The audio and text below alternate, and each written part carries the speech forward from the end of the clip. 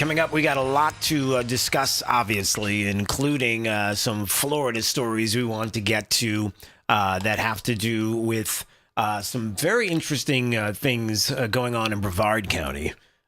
You have a school board chair that got a troubling voicemail because of the student protest controversy going on. You know, how there are students who are getting together and wanting to do these ICE protests during school hours, and it's like, hold on a second, I got questions about that, and so does the school board, and we're going to get to that coming up in just a bit. And also, probably one of, if not the biggest story of the day, could very well be an illegal biolab raided in Las Vegas. Yeah? I mean, you haven't heard about the illegal biolab? Really, it's connected to a secret Chinese lab found in California in 2023. There's a lot of stuff that's going on in California. A lot of odd things, a lot of weird things, a lot of strange things. Things that we might want to investigate. Maybe even fraud. It would be so nice if we had someone come along and lead a brand new anti-fraud task force, for example. That might help a little bit. And if we had... Breaking news. A bombshell. Oh, this just handed to me. Hold on. Hey, we got one. Well, look at that. The Vice President of the United States, along with the VP part on his business card, now also has the title of being the chairman of this brand new anti-fraud task force that's going to expose, hopefully, some of the fraud in California. I think there's a lot of fraud in California and multiple other states. Now, if you're like, Drew, that's really not nice of you to say. How dare you talk about fraud in California? I mean, do you have evidence of anything that's going on that would be suspicious enough that we would want to put together an anti-fraud task force in California where you could look and we could all see and hear and say, oh, maybe that's why you're doing it. Doctor billed the government $120 million in a single year, claiming to oversee 1,900 patients. Yeah. Remember we talked about this yesterday? Wait, it goes on because there's some hospice care fraud that's been happening. And it's like, hey, is that the same stuff that was going on in Minnesota along with the Quality Learning Center? Yeah, it was. And California's got even more. Listen to this. With almost 2,000 hospice agencies, LA County has more than 36 states combined. LA County has more than 36 states combined. Did you know the state of Florida is the second most when it comes to hospice care? You know, let's just put it this way. There are a lot of people who love to retire in the state of Florida. It's a great place to be. It's where we are. I would love to stay here for the rest of my life. I mean, I plan on it. Where else would I want to go? The weather is beautiful, except the past couple of days, although it's starting to warm up now. And everybody knows how awesome it is to have a Republican legislature and a fantastic governor. And we've got the taxes that we love to not have to worry about and other things going on. And so everybody wants to be here and retire here. In the state of Florida, the state, you know, from Apalachicola all the way around to Key West and zippity-doo-dah. I don't know. I just kind of did that with the state of Florida. We have 58 in the whole state. LA County, one county, just about 2,000. Something ain't right, as the kids like to say. And 30 times more than either Florida or New York. Yeah. 18% of the whole country's home healthcare billing is coming out of Los Angeles County. Yeah. How is that possible? I don't know. Let's imagine something. I don't know. It's run by Democrats. That's a good imagination right there. And take a look at this map. A cluster of 287 hospice providers in a 2-mile radius. In a 2-mile radius because, well, Democrats. That's why. So if you're wondering why do we need to have the Vice President of the United States, JD Vance, along with Marco Rubio and Lee Zeldin having multiple titles, seems like their business cards are getting more full each and every day. Why do we need to do this? Because there's a lot of fraud out there and we want to find it. And by the way, as we start to expose some of Newsom's fraud and some of the fraud in Minnesota, as we have been in other places around the country, always remember this very, very important part of the story and piece of the story. Democrats will do anything and everything they possibly can do to stop this administration from continuing to do the good work that they are doing. Do you understand what I'm saying? That we've got an election coming up. And so if we have to focus on something that will make the president look bad, you know, the Trump derangement syndrome issue that's been going on, and then some, and then right down the line with JD Vance and anybody else that we could call out and try to make look bad. Because we're on to them. they're going to do it. So just know that. So that is some good news right there as we start to see that happening. Very, very important work that's going on. By the way, the vice president was talking on a few different platforms. He was speaking with Megyn Kelly and was talking about the filibuster in the Save America Act and what we need to do. Let's play a little portion of this because, again, if you're wondering what the vice president of the United States is thinking about all of this while he's busy busting fraud around the nation as well, here's what he thinks. Very hard right now to get the Senate to approve it because if the Senate approves it, we think the House would approve it too. Now, that would require, I think, some Republican senators who maybe they're a little too attached to the filibuster, maybe they're a little too attached to Senate procedure. This is about the integrity of American democracy. Like, do the people control who they elect, or do some shady people? It's like who actually controls the people who cast the ballots or the people who count the ballots? We want the sovereignty to be with the people who cast the ballots, and that's why we have to get the SAVE Act passed. Now, you'll hear people say all the time, and I love this argument. They'll say, well, if you look at this precinct, only 3 illegal aliens voted in this election. Number one, that's 3 illegal aliens too many. Thank you. We're allowed to say that. We're allowed to say that. Well, I mean, there's only one apartment complex being taken over by Venezuelan gangs in Colorado. I mean, it's just one, so what's the problem here? You see, that's the Democrats. That's what they do. Yeah, all right, go ahead. This is what you do. I know. What you do. I get it, all right. And number two, if it's not a big problem, then why not just allow us to check ID and exercise some basic precautions to prevent illegal aliens from voting? Yeah, and that was the vice president on with Megyn Kelly on her program. And yeah, I mean, it's pretty simple. It's very straightforward. Look, it's really hard to get things through the Senate and get it approved. We understand that elections have consequences, no doubt. And if it's not that big a deal, then why not do this? Is the question that many people ask constantly. And you know the answer. And the less that gets done by the left in this country on this issue, the more it calls out exactly where their priorities are.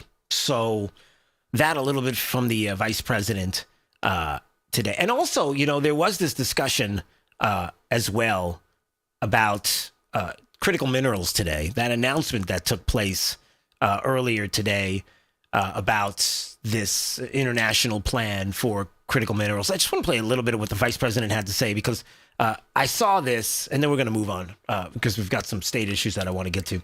But I was talking to someone today at a business, and this was on the TV about the critical minerals and the issues that are forthcoming and how important this is and how fantastic it is to have an administration who's being proactive as opposed to reactive with the things that we see that are coming down the road, things that are going on in the world when it comes to chip manufacturing and AI and the like. And let me play a little bit of the vice president, and then I'll explain a little more of what I'm talking about here. Together, we want members to form a trading bloc among allies and partners, one that guarantees American access to American industrial might, while also expanding production across the entire zone.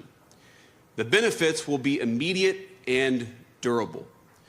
Regardless of how much material flows into the global market, prices within the preferential trade zone will remain consistent. All right, so that's part of it, right? Keeping prices consistent, not having this kind of monopoly on these critical minerals that are needed by people who, let's just say, don't have our best interest at heart, which is such an important aspect of this. But, the national security issue, look, again, and we're going to move on, but this was part of the conversation that I had today, was when it comes to critical minerals and being able to create chips, for example, being able to have and mine those products or be able to access those products and be at the forefront. Another part of this is how, look, if for some reason, let's just say, and there's nothing to suggest it's going to happen in the moment, but let's just say there's a country that's communist, it's in the name, that's out, it is in an area of the globe that's next to another country, let's just say, who exclusively is known to make chips. Things that we need for the military, things that we need for computers, things that we need for AI, things that we need for a lot of different things. And let's just say said communist Chinese, I said it. Okay, so let's just say that China decides that they want Taiwan. Do you understand, if we don't have manufacturing going on here in the United States and then access to the critical minerals as well, do you understand what that means to the global dominance of who is going to be able to do what? And how we need to be number one, if you will. And dare I say, there are certain people, certain political parties in this country and certain administrations that didn't necessarily have the United States, let's just say, as number one. Not a joke. I'm just saying. Thanks, Joe. So that's all part of that. All right, what else do we have going on here at Florida's Voice? Hit me. Hey, D, are you up and ready? I know D has been running around the building. I'm here. Okay, there you are. Are you all right? I noticed you were running around. Everybody needs something from me today for some reason. Yeah, well, there are a lot of needy people in the building. Did I say that out loud? Oh, anyway. Oh boy, am I going to get in trouble. But anyway, so are you now? Are you with us now? Or are you still running around, or how are you in the moment? I'm here for now. Okay. Happy Wednesday. Happy Wednesday. It's going to be a happy Monday. Boy, is it going to be a happy Monday. It's going to be an amazing Monday. So we're going to have details on where we are going to be on Monday. We would love for you to come down to check out our live show on Monday. And should I just give away the lead right now before we, or should we keep the tease up and wait a little while, D, before we... Keep the tease. All right, we'll keep the tease. Monday is going to be one of our live shows that's going to be crazy. Or as the kids like to say, do they say, is it on the chain, off the chain? What is it? They still say off the chain? Or is that, I don't know, Nina, you're closest to the childlike. You're the youngest in the building. Is that, no? All right, I don't know. Anyway, we got a big event happening on Monday, and we'll give you details on that coming up in just a bit. All right, let's hit on some Florida stories. You know, it wasn't too long ago when we were speaking with the Doge King, the Jim Cantori of Florida politics, if you will. That would be the CFO of the great state of Florida, Blaise Ngolia. And we call him the Jim Cantori of Florida politics because he's like, if Jim Cantori from the Weather Channel is like in your town, bad things are going to get ready to happen because there usually is like a hurricane or some kind of crazy storm coming your way. Well, if the CFO ends up in your town, in your municipality, in your city, chances are he's going to be looking up stuff and seeing whether or not you've been wasting the taxpayers' dollars. And one of the things that he did bring up in the state's Department of Government Efficiency, or DOGE, the initiative, flagged a $66,000 proto box as a prime example of nearly $200 million in wasteful and excessive spending within the city of Jacksonville's general fund. And you're thinking to yourself, hey, what is a proto box? It's really sweet. I'm not kidding. I don't know if you've seen this thing. The hologram boxes, D. Have you ever seen the hologram boxes? They are absolutely the coolest thing ever. Do you know what I'm talking about? I don't think so. Okay. So imagine it's a life-size box and you are 3,000 miles away and you're in like a green screen room. Like you've got a camera in front of you, an HD, 4K camera, and you're in a room and there's like a white background. So it's just plain, there's nothing behind you. And you're videoing you standing there. What happens is there's a hologram now that comes across the interwebs, thanks Al Gore, and ends up in this box, and it projects it inside of the box, three-dimensional, so it looks as, it's a hologram, and it looks like you're standing in this giant box. Like it literally looks like you're there, and you can talk and interact with people. It's the coolest thing. It's great for a lot of different aspects of life if you want the cool factor and maybe you can't make it to a special event, but somehow you either rent this thing or you buy it. It's $66,000. I don't know who's got that laying around. I guess the government there and Mayor Donna Deegan does. And so there was this... Didn't ours get canceled? What's that?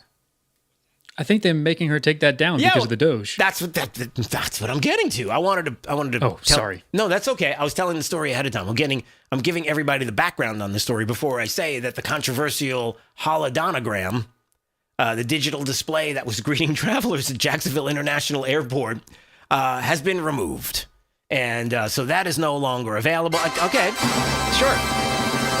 Yeah, the local Republicans celebrated this as like, hey, do we really need Donna Deegan and a hologram being at that? I mean, really, people are going to arrive at Jacksonville International Airport, and it's like, oh, look at the box, and there's a lady in the box. Let her out of the box, that kind of thing. And she's trying to say, hey, this is a great city, and I'm the mayor. And it's like, you could have had a picture with all those words there. By the way, I'm not even hardly paying attention. I'm just walking by. I got places to go. So, yeah, talk about, number one, a self-promotional tool funded by taxpayers. I think that's what the young Republicans there in Jacksonville talked about it as. But also, just you might say, well, $66,000. Hey, that's your money. Don't you care about that? Or maybe you think that's the coolest thing that anybody's ever done with your money.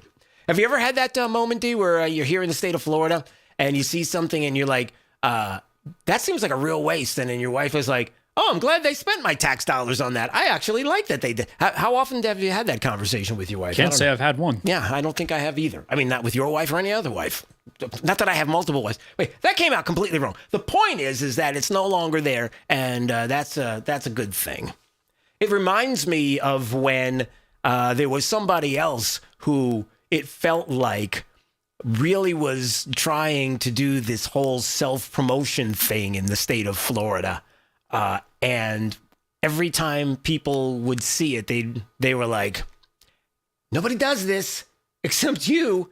And this is creepy. And it's self-promoting. Dia, you probably don't remember this, but I'll bring it up. It was that time when Nikki Fried, their Department of Agriculture here in the state, and she was the agriculture I endorse commissioner. Nikki Fried. Yeah. Okay.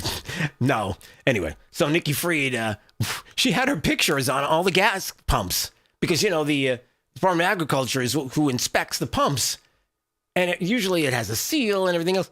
And when she got into office, it was her picture on every pump across the state. And people were like, what's going on here? Like, why do I need to see you? It's okay. I mean, it just felt like self-promotion because nobody's ever done that. But okay, at least I don't think anybody's ever done that. Marijuana? Well, a lot of people have done the marijuana, but that's a whole other. We don't want to get into the marijuana talk right now, D. Sorry, we just don't want to do it. But it came up. It came up today. I know it. Am I the only person? I promise we'll move on. Am I the only person who lives in the state of Florida who probably once a week mentions recreational marijuana in the state of Florida and how I'm so against it and how we've got to do everything we possibly can to make sure that it doesn't happen? Is there anybody else? Anybody across the glass? Anybody in any of you? Anyone? Not a one. They're laughing, but they're not a one. Yeah. All right. One other story let's just get to before we move on this break here. Yeah, so it feels like this is a huge story, ginormous story, one that more people should be talking about. And for some reason, it's kind of like, yeah, we'll get to it when we get to it. But this from yesterday got brought up again today. You at 2, we're half past the hour, a possible biological lab inside a Las Vegas home, now under investigation. Yeah. A federal investigation. Agents seizing vials of unknown liquids and probing a potential link to a Chinese national accused of running a similar lab in California that held deadly pathogens. Whoa. Hey, could we not do this? Is it possible that we don't have this happening in the United States? But no, we're looking into this biological lab in Las Vegas in a house. Tell us more, Fox News. Hello, William. Well, Sandra, two amazing things about My name is Drew. This story. One, the man who owns that Vegas lab, he's a Chinese scientist linked to the CCP, is and has been in jail the last 3 years. Excuse me? What? Secondly, the lab is not an FDA licensed facility, but it's in a house in Vegas, raided Saturday morning by the FBI, SWAT pulling out boxes of what police believe are hazardous biological agents and pathogens normally found in a secure university or industrial lab. Wow. Well, it's a good thing it's not happening in China, because you wouldn't want that there, right? I mean, let some other country do. What other country would allow us to have a biological lab there that could have dangerous stuff in it? The U.S.? Okay. Yeah, but which state? A Democrat one. Okay. California? Vegas? Yeah, okay. Let's do that. Anyway, the point is, this is probably... could be the biggest story of the day, maybe. But investigators finding thousands of vials of blood and tissue, genetically engineered mice designed to carry COVID. Nothing to see here. Everything's fine. Tests showed the vials contained COVID, hepatitis, malaria, and investigators linking the lab to the CCP. The doctor, who's been in jail for 3 years, linked to the CCP. And I would imagine if you are a doctor or a banker or a lawyer or any of those things in China, or even like a business owner that's manufacturing a bunch of things, I think you're pretty much connected to the CCP, to the Chinese Communist Party, because that's how it works over there. So, yeah, we've got that going on right now. Somebody also reported that the biolab was used as an Airbnb and made a couple of people deathly ill. What? All right, maybe we'll get to this story a little bit deeper coming up in just a little bit. All right, D, you ready to go? Here it is, everybody. Monday, this coming Monday, we will be doing our show live once again in Naples at Seed to Table at the corner of Livingston and Immokalee Road, right off I-75 in Southwest Florida. So wherever you are, near Southwest Florida, how would you love to hang out with us and Ted Nugent? That's right. Ted Nugent, along with Charmaine Nugent as well, Ira Dean, and so many others will be there. It's going to be one crazy time. So if you are anywhere near the Southwest Florida area on Monday, if you're on the East Coast, Lee, Collier, Charlotte, Glades, Hendry, I don't care where you are, you want to hang out with us and Ted Nugent, our live show this coming Monday at Seed to Table. We'll talk about it more in just a bit. Top of the news next. You're listening to Florida's Voice with Drew Steele. You know, a lot of times you have to choose between something high quality or something that saves you money. But if you could get both, why not? Especially when it comes to healthcare, and that is MediShare. You get both. Many families save $500 a month with MediShare, and that's huge. But it's also true that people wind up way more satisfied, too. The member satisfaction rate for MediShare is double that of the typical health insurance plan. Double.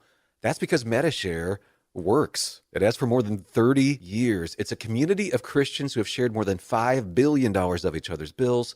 People love having telehealth. They love the huge PPO network. So, yeah, really, you can save a ton and like it better. Imagine being happy with how you're taking care of your health care. So if you're self-employed or part of the gig economy, or you just want a plan you're happy with, you can call right now and get a price in 2 minutes. Here's the number. Just call 855-SHARE-40. That's 855-SHARE-40. 855-SHARE-40. Hey, Max, you look absolutely dashing in that purple tie. Ready to harness the world? You bet, Daisy. I'm ready as I'll ever be. And might I say, your purple tie really pops with your vest. Thanks. I almost went with a cape, but didn't want to come across as pretentious. Nonsense. Anyone in our line of work should rock a cape. You might be onto something, Max. Phew, so here we go. First day on the job. We've got this, right? Right. Don't forget, we both graduated from Dogs Inc. with honors. Which means I can guide my human around a busy city with ease. And I can give my human a restful night. I hope my human is kind and loving. And I hope mine likes wet kisses and zoomies. Ready to make a difference? Born ready. Let's go.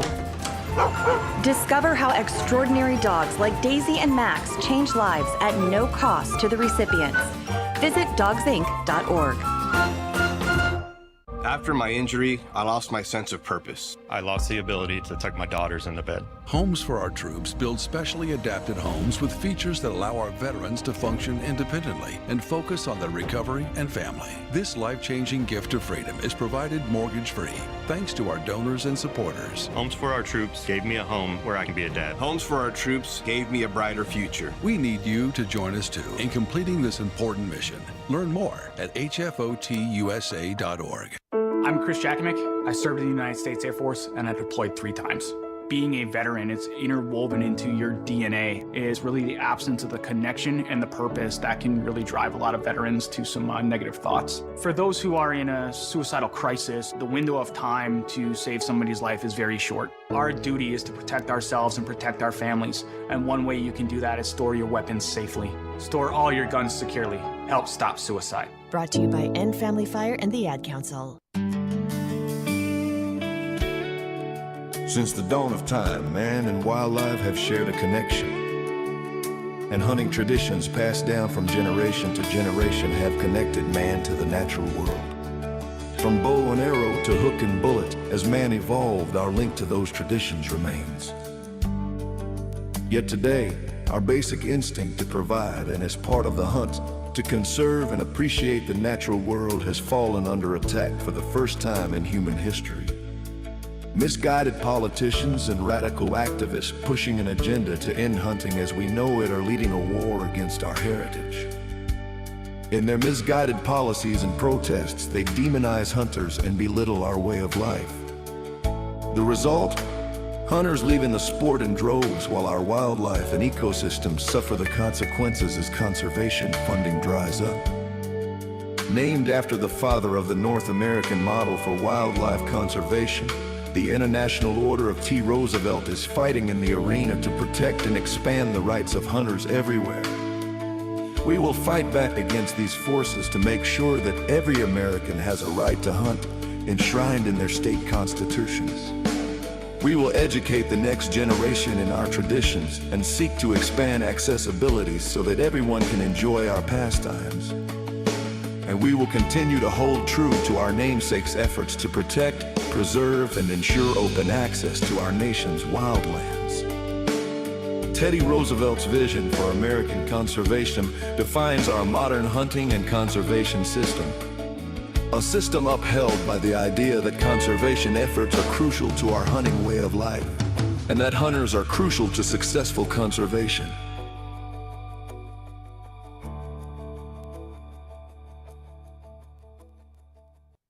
Hey, it's Drew Steele. Look, are you still playing defense with your money? It's time to shift gears and seize the fresh opportunities this new pro-business environment has to offer. That's exactly what certified financial planner professional Alfie Townsend and the team at Advantage Retirement Group do for high net worth investors like you, helping you go on the offense with advanced tax strategies, thoughtful risk management, and forward-thinking financial planning.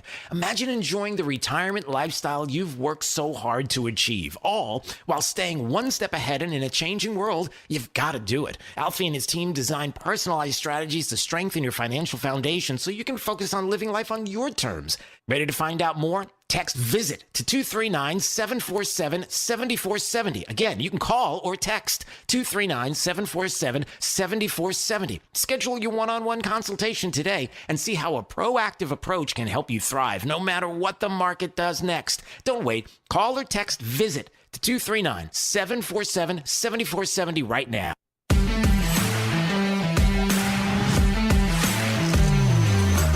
Now, back to Florida's Voice with Drew Steele. Anytime you want to watch at FL Voice News on YouTube, Rumble, X, and Facebook, and anytime you want to call the program, 866-588-8303, Monday through Friday, 3 to 6 p.m. we are live. Once again, 866-588-8303. Let's see what's going on in the Florida's Voice newsroom.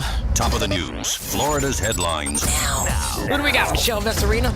Is that who's joining? Yep, there she is, joining us right now on Florida's Voice. Tell us what they're working on there in the newsroom. What's up? Hey, Drew. Hey. A multi-year investigation results in some major prison time for 2 people involved in cocaine trafficking. That story in a moment, but first, Florida's Senate scores 2 unanimous bipartisan wins this morning, passing bills to expand housing and boost Alzheimer's awareness. The housing bill, sponsored by Senator Don Gates, lets local governments allow accessory dwelling units, also known as ADUs. These will provide more affordable housing. The bill passed 38-0 and would take effect July 1st. Another bill launches a statewide Alzheimer's awareness campaign. It targets seniors and high-risk populations. It was sponsored by Senator Corey Simon. Both bills passed 38-0, but both bills still need to clear House committees before final approval. Florida Attorney General James Othmeyer announced the convictions and sentencing of 2 Tallahassee cocaine traffickers. And get this, Delmetris Rogers was sentenced to 27 years, and LaSonia Savage got 11 years, both hefty sentences. The cases follow a multi-year investigation with FDLE and local police. Othmeyer said the defendants started as street-level dealers and were in and out of the justice system. He says the sentencing sends a strong message that criminal activity will be taken seriously in Florida. U.S. Senator Rick Scott introduced a resolution to block the D.C. Council from denying residents and businesses tax relief under the so-called Working Families Tax Cuts. Scott says the D.C. Council is interfering with historic tax relief that makes tips and overtime non-taxable, which of course is all about helping families and seniors keep more of their money. The measure has multiple GOP co-sponsors and has a companion bill in the House. It's now referred to the Senate Committee on Homeland Security and Governmental Affairs. Coming up at 4:35, travelers at Jacksonville Airport no longer have to wave to Hollow Donna. The controversial digital display has been removed, and local Republicans are calling it a victory against wasteful spending. Details coming up, and I'll share more on that in our next hour. I'm senior reporter Michelle Vesserina for Florida's Voice. Drew, back to you. All right, Michelle, we appreciate you there in the Florida's Voice newsroom. And anytime you want to check out the stories that they are working on, flvoicenews.com. That's the website. It's Florida's Voice. By the way, it was just a couple of days ago we had a chance to talk to EPA Administrator Lee Zeldin, who joined us here on the program. And I was talking to him about, among other things, the President of the United States, who now made him the permitting czar. And it was one of those funny moments where it was like he's there talking about Trump accounts, and he points over to Lee and is like, Lee doesn't know this yet, but you're going to be the czar now, the permitting czar, because things have to get done in L.A. It's been an absolute mess. And we talked about how it's just time that things get done. I mean, I share that passion and frustration. I was on the ground a year ago, right after confirmation. I was confirmed January 29th of 2025. I went out to LA right away.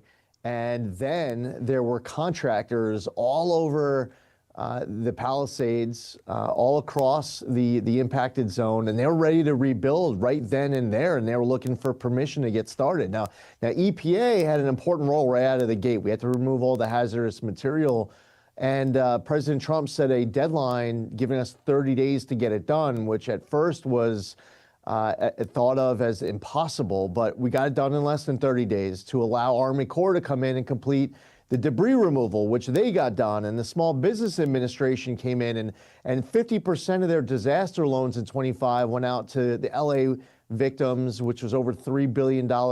So while the Trump administration was operating at Trump speed to get this response done quickly, here we are a year later, and some of those same properties where there were contractors a year ago, they still haven't been rebuilt today. That is something that's upsetting the president, and he just wants to blaze straight through any obstacle that's in front of him. Yeah, no, I love that, and getting things done. And I think, part of what we're finding out more and more with this president is that, look, I don't know how everything was done in the old days or old ways, or we're getting things done now, even if we have to take a different approach. And it seems sometimes that, and most of the time when these different approaches come across, it's like, boom, we're getting things done. Things are happening. We're starting to see things come to fruition that the president has been talking about. And even on the EPA side, with you, what you've been able to do as well to get things done. Yeah, and to do it all at once. Right. We're not trying to pace ourselves out over the course of 4 years. We want to be able to do everything as quickly as possible. We have the ability and the bandwidth to do it. This is what the American public voted for. And here's the thing, we just want to follow the law. I mean, we're not trying to give ourselves more power. As a matter of fact, the decisions that we make often reduce my power, and that's okay, because what we're doing is following the best reading of statute rather than getting creative and saying, well, if the law doesn't say I can't, well, then I guess it means that we can. We're not trying to enhance our powers. We're trying to just fulfill our core mission, protecting human health and the environment, following our statutory obligations. We want to power the American comeback, which means for the American public in that Trump mandate, we need to do our part to deliver. Yeah, and also it means, I'm going to get to the power aspect in just a second, because there is something I wanted to ask about power, but also how about getting rid of this Green New Deal? Like once and for all, enough is enough, right? To get the American people, the economy, and everything moving forward. Yeah, so one of the first things that we tackled when we came in was on the money side. I mean, the EPA has an annual budget of about $10 billion. In 2024, there was over $60 billion obligated and spent across EPA, which was more than EPA knew how to spend. And money was going out to people who had conflicts of interest. They weren't prepared. They were unqualified recipients. The agency was reducing its own oversight voluntarily, which was even more crazy to me. So part of this was on the financial side, getting a hold of the money and having a zero tolerance policy for waste and abuse. Then it was about getting rid of the electric vehicle mandates.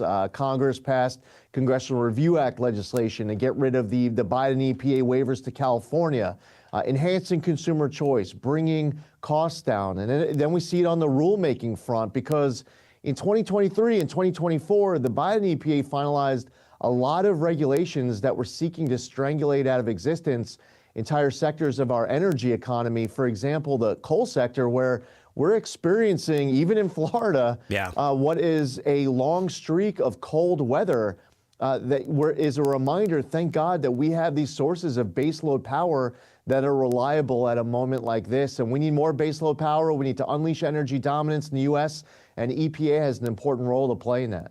Yeah, I was going to ask you about that, because before we go, one of the things that I noticed on social media over the weekend as we've hit this crazy cold here in the state of Florida was the Universal Studios globe. It's in this fountain, and there were icicles hanging from the ball there, literally icicles. And you're looking at that and you're thinking, okay, well, that's the state of Florida. And then I start thinking about places in the Northwest, maybe, where they have other ways to provide power, quote unquote, that would be frozen up and wouldn't be able to provide. And then you're putting strain on a grid that with alternative power that clearly doesn't work, and especially in harsh times like we're dealing with right now. And so people look and say, okay, we're leaning into coal, and that's what we need to be doing. Yeah, more baseload power and getting these resources from inside of the U.S. rather than relying on foreign countries to be able to export more. It means more for creating jobs here, lower energy costs.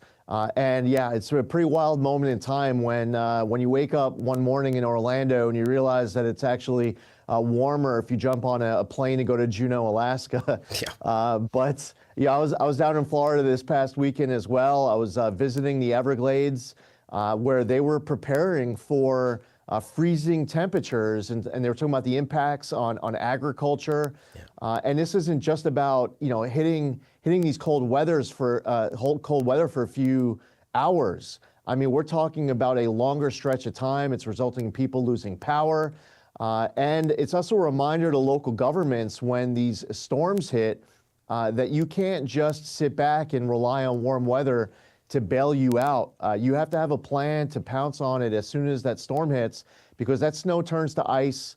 And when days go by, power lines start going down, people lose power at a time when they can least afford it. So, there's a lot going on here at once, and we just want to do our part at EPA to assist, to mitigate damage as much as possible and be here to help. Yeah, watching the snow flurries in Tampa and certain areas of Southwest Florida was surreal. Let's just put it that way. Although I've seen it before. It was in the 90s when I was here in Southwest Florida. I noticed that before, but still, yeah, we have to recognize what we need as far as making sure that we have the space power and the space load and are prepared for all and anything that could possibly come our way. All right, EPA Administrator, LA Permitting Czar, any other titles? Because the card's there's only so much space on the card, Lee Zeldin, and so I don't know how many other titles you could possibly have. But always great. I was joking around at the cabinet meeting when the president was referencing this to me last week. I turned to Marco, and I think our Secretary of State, National Security Advisor, National archivist, and whatever other titles he has. Maybe he's looking for some new tasks. I see what you're doing. You're trying that's to the way catch the president up. operates. You're trying to catch up. Is that it? You want to catch up to Marco Rubio. All right, Lee Zeldin, EPA Administrator. Great to see you again. All the best. God bless. We'll see you soon. All right, thanks. Take care. All right, so that was an interview we did from just a little while ago. And I think it was, what day was that? Was that Monday? I think we did that. We had a chance, it was Monday. Yeah, we had a chance to speak with Lee Zeldin, which was very cool. And again, talking about how many jobs. It's just, it's very apropos. Ooh, another big word for today, D. Apropos. On the day. What was the first one? Well, I that was the only one. I was going to say it's apropos on the day that today JD Vance got a new gig, right? We talked about that a little earlier. That JD Vance is now going to be the anti-fraud task force head, basically. So apropos that we talked to Lee Zeldin, EPA Administrator, on his new title, and today the vice president gets a new title as well, and a new little partial gig, so to speak. So I just thought that was good timing. How's that? Did I not use the apropos properly? No, that's fine. Was that not apropos-able? No, concerning to, right? That's what that means? Yeah. Yeah. Well, perfect. Apropos, yeah. It's just, what a coincidence. Concerning one thing to another, yeah. Yeah, that's it. Okay. By the way, for those that don't know, if you've tuned into this program for the very first time, Big D on the other side of the glass is the keeper of all things linguistic. I don't understand it. He's like one of those, he's the grammar keeper. Like if I say something grammatically incorrect, he's like screaming in my ear or texting me or something, like some messages coming across. And for some reason, he has this skill. How did you get that skill? It's just one of those things you gravitated to as a kid? Like other kids were playing a baseball? Oh, not as a kid, no. Oh, okay. It was an adult thing. All right. So yeah, definitely a college thing. All right. So while the other kids, the other college kids were drinking beer and smoking pot, you are like, it's yours, not your, or something like that. Yeah, that was me at parties. Wow. Okay. So you didn't go to a lot of them. Is that what you're saying? Oh, look at me. Come on. All right. And it's only Wednesday. Sorry. I apologize. Now he's going to be mad. Don't be mad. I was kidding. Sort of. Anyway. 866-588-8303. More election news. Really? Election integrity issues going? Yeah, we got a little bit more. All week long we've been talking about the FBI searching the Fulton County election hub and the operations center last week, as they're doing a little bit on the 2020 election probe and some other things popping up now. We find out today that there are, first of all, there are some people that are really, really concerned about this. We knew this. They've been talking about all of this for the past couple of days. Even had one Democrat. I was going to play the audio, but I see we don't have enough time.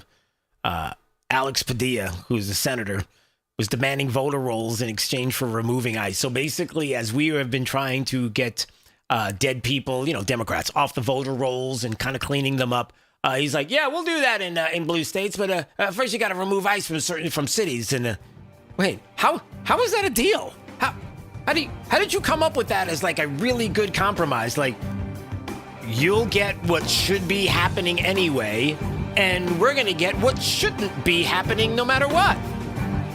No, I think we got to talk about that. All right, a little more of that coming up.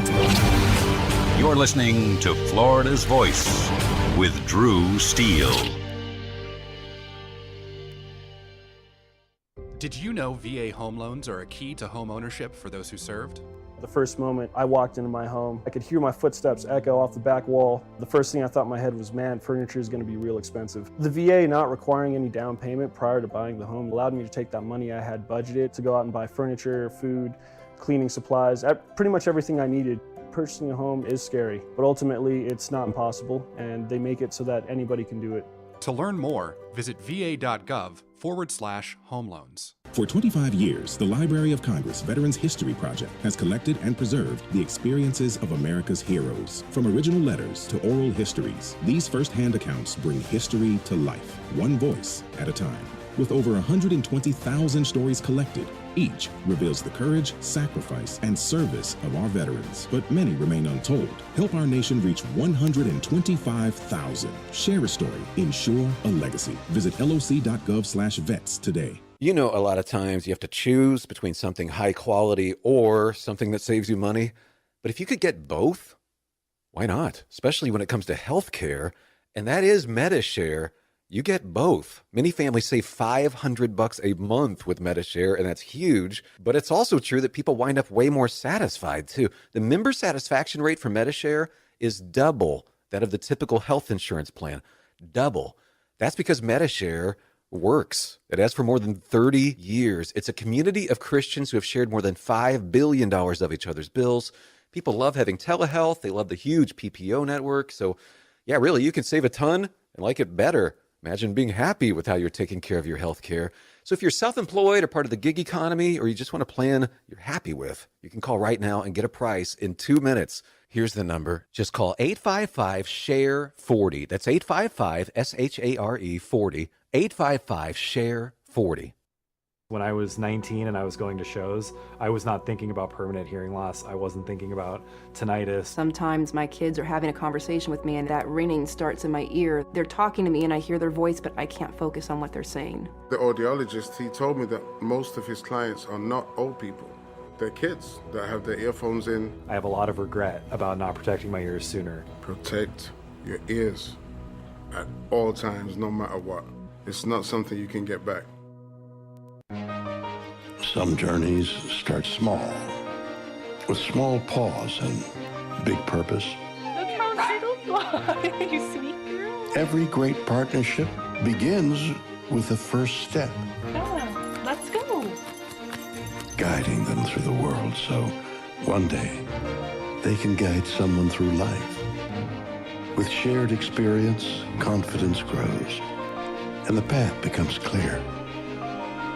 It takes time, patience, and love. But the reward lasts a lifetime. Hey, good girl, Dad. You don't just raise a puppy. You raise a future. Become a Dogs Inc. puppy raiser. Give a dog a purpose. Give someone hope. Learn more at dogsinc.org. Hey, it's Drew Steele. Listen, I've lived in Southwest Florida long enough to know that when I needed countertops, you go to the best. Who's the best? Rock Solid on J&C Boulevard in Naples. First of all, Rock Solid's consultants, I wasn't really sure what I wanted, but I knew that they were knowledgeable, gave me all the information I needed to make the best decision. I love that fabrication is done on premises. It's not like they're subbing out the job to some third party, right? If you're looking for countertops, backsplash, you know where to go. Rock Solid, J&C Boulevard, Naples. Now, back to Florida's Voice with Drew Steele. Homeowner was using a blowtorch to melt the ice. He gets down and then we see the flames like in just the gutter, and then they started coming from like the back. The whole roof was consumed. We pulled the gutter off that side of the building, thinking it was going to be light fire, and the whole attic was fully involved. Just get a professional company to take care of your ice dams. I mean, don't get hurt. Don't get hurt? What do we have to... D, what do we do in order to stop people from doing what the homeowner in Massachusetts did? He accidentally set his house on fire because he was trying to melt the ice that was building up on his roof with a blowtorch. I've seen people using blowtorches on their lawns, and then the lawn catches fire. What is... As if that weren't a good enough lesson. Yeah, like why? What do you do? Is it just... Do you think it's cool? It's not really cool. Ask the dude who just burned his house down. And that was audio from the 911 call, and then the Milton Fire Department, the chief, Jan Arena. That's how they talk in Massachusetts. That's not very... that's not too far off, right? He's the Milton Fire Department chief, right? It's pretty good. Yeah, it's actually very good. So I'm really good at that kind of stuff. The New York stuff obviously is easy because that's where I grew up. And then that's it. I don't do anything else.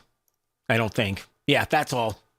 No, I can think about. Yeah, that's the only reason why you can do Massachusetts is because Massachusetts is. And for those that don't know, I'll just go through this quickly and then we'll move on. Massachusetts is really close to New York. And if you're not someone who's knowledgeable enough in the dialect in New York and hearing that like throughout your life, you could miss it if you listen quickly. But then you understand it's the pack, the car, and then all of a sudden it's like, oh, okay, I know where you're from. New York and New Jersey is really, really, really close. And Dee, do you know real quick?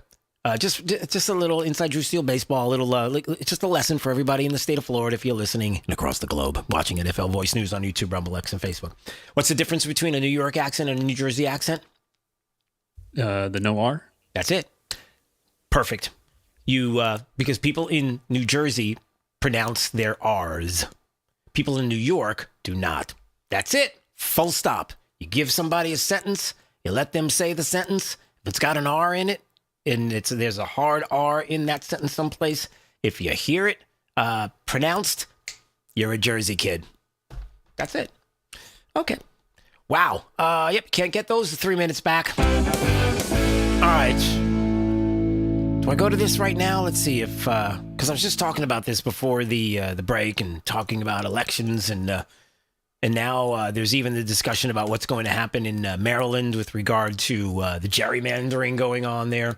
Let's see if we can play this audio about what the Maryland House and, they passed this bill to redraw the congressional maps, and MSNBC, whatever they call themselves, says. Governor, let's talk about what State Senate President Bill Ferguson's concern is here. The argument he made in a letter to colleagues last fall was that the risk of redistricting was, quote, too high, making the unlikely possibility that we gain a seat not worth pursuing. In essence, a concern that this would get kicked over to a court and that a judge would redraw the maps in your state in a way that was actually more advantageous to Republicans.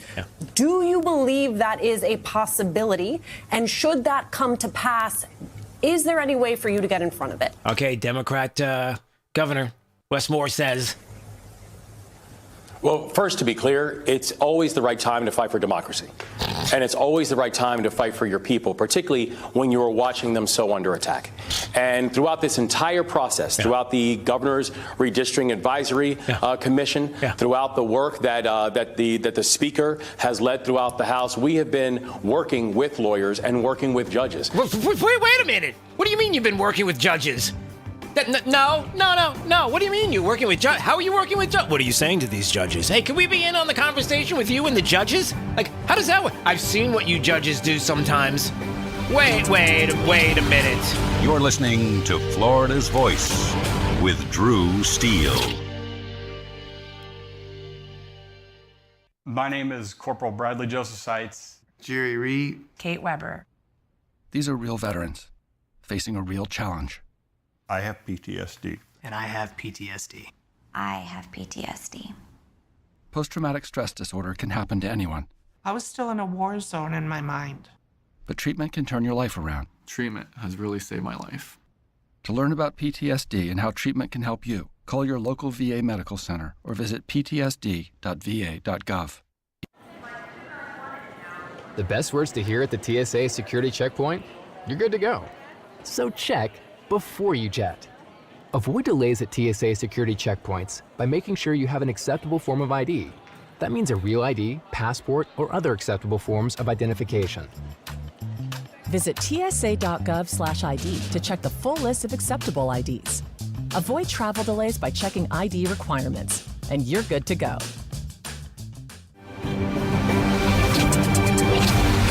You're listening to Florida's Voice with Drew Steele. Florida's Voice with Drew Steele.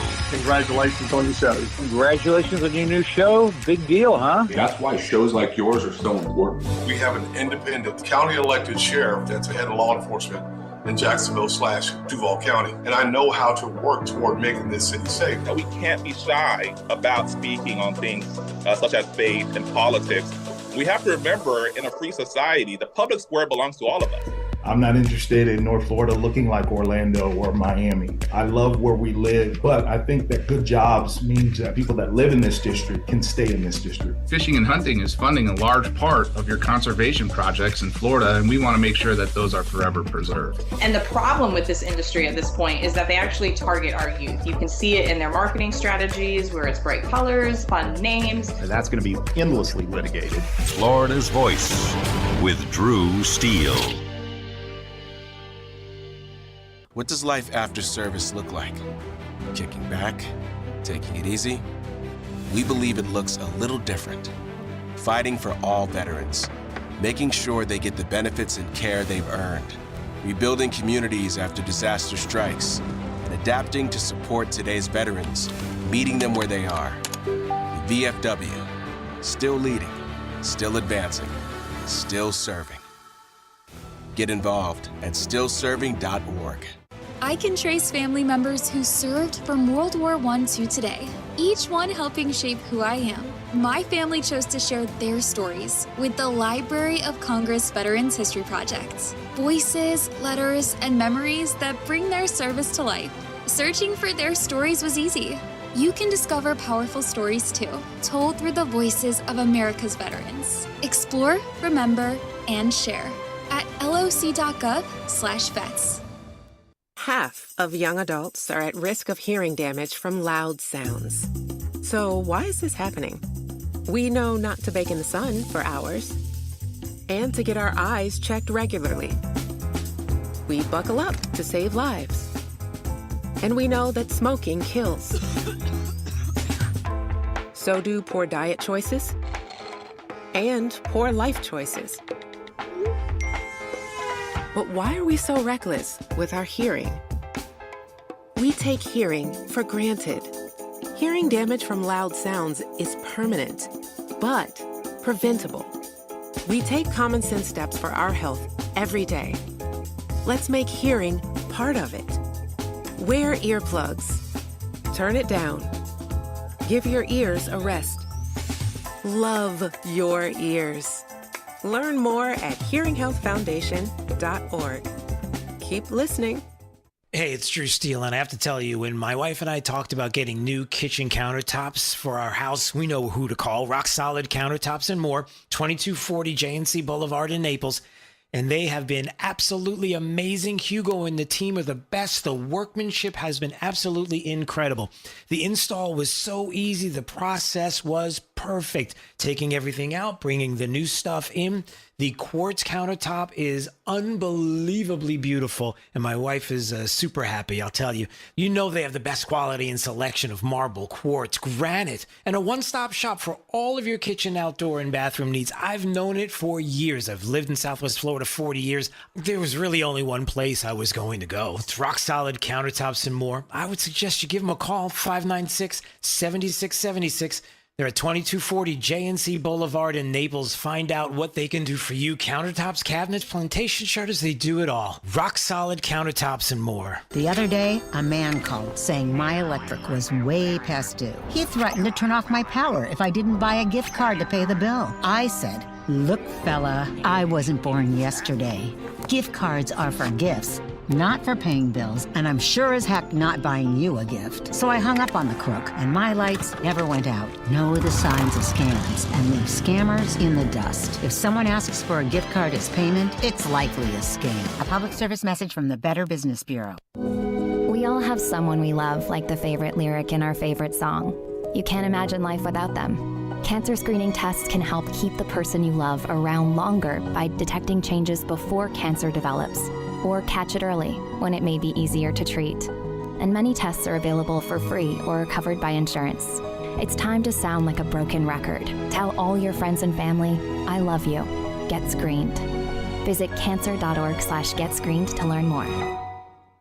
You know, a lot of times you have to choose between something high quality or something that saves you money. But if you could get both, why not? Especially when it comes to health care, and that is MediShare. you get both. Many families save $500 a month with MediShare, and that's huge. But it's also true that people wind up way more satisfied, too. The member satisfaction rate for MediShare is double that of the typical health insurance plan. Double. That's because MediShare works. It has for more than 30 years. It's a community of Christians who have shared more than $5 billion of each other's bills. People love having telehealth. They love the huge PPO network. So, yeah, really, you can save a ton and like it better. Imagine being happy with how you're taking care of your health care. So if you're self-employed or part of the gig economy, or you just want a plan you're happy with, you can call right now and get a price in 2 minutes. Here's the number. Just call 855-SHARE-40. That's 855-SHARE 40. 855-SHARE-40. Thank you for waking us all up out here, for all you do. And thank you for giving us a voice. For being out there helping keep the constitutional republic. I want to thank you for your support for veterans in the military. Educating us. Standing up for conservatism. Giving us the truth. Florida's Voice with Drew Steele. Well, hey, everybody. So glad you're joining us today on Florida's Voice. My name is Drew Steele. Big D on the other side of the glass. Nina's in the breaking news room. Are you hanging out with us at FL Voice News on YouTube, Rumble, X, Facebook, and Instagram? We appreciate you watching. And by the way, consuming the podcast, which sounds really weird, but I guess you're technically consuming it by listening to it. And you just, I know a lot of things went through my mind, and I'm like, say that, it's funny. And then it's like, nope, I'm grabbing it before it comes out. And I just did. Florida's Voice with Drew Steele, the podcast, Apple Podcast, Spotify, wherever you get it. All right, some of the news that was breaking a little earlier today. This is kind of a big deal here. Sentenced to life in prison. This, of course, was over the Trump assassination attempt. We'll have a live report in just moments. And as you'll remember, the jury deliberated for about 2 hours, but they came to the decision, according to our reports, within 10 minutes after viewing the exhibits. Yep, so that was in Fort Pierce. That was just a little while ago. And the attempted Trump assassin, Ryan Routh, life in prison for attempting to assassinate the president at his golf course in 2024. And justice being delivered. And hopefully this guy will be locked away for good.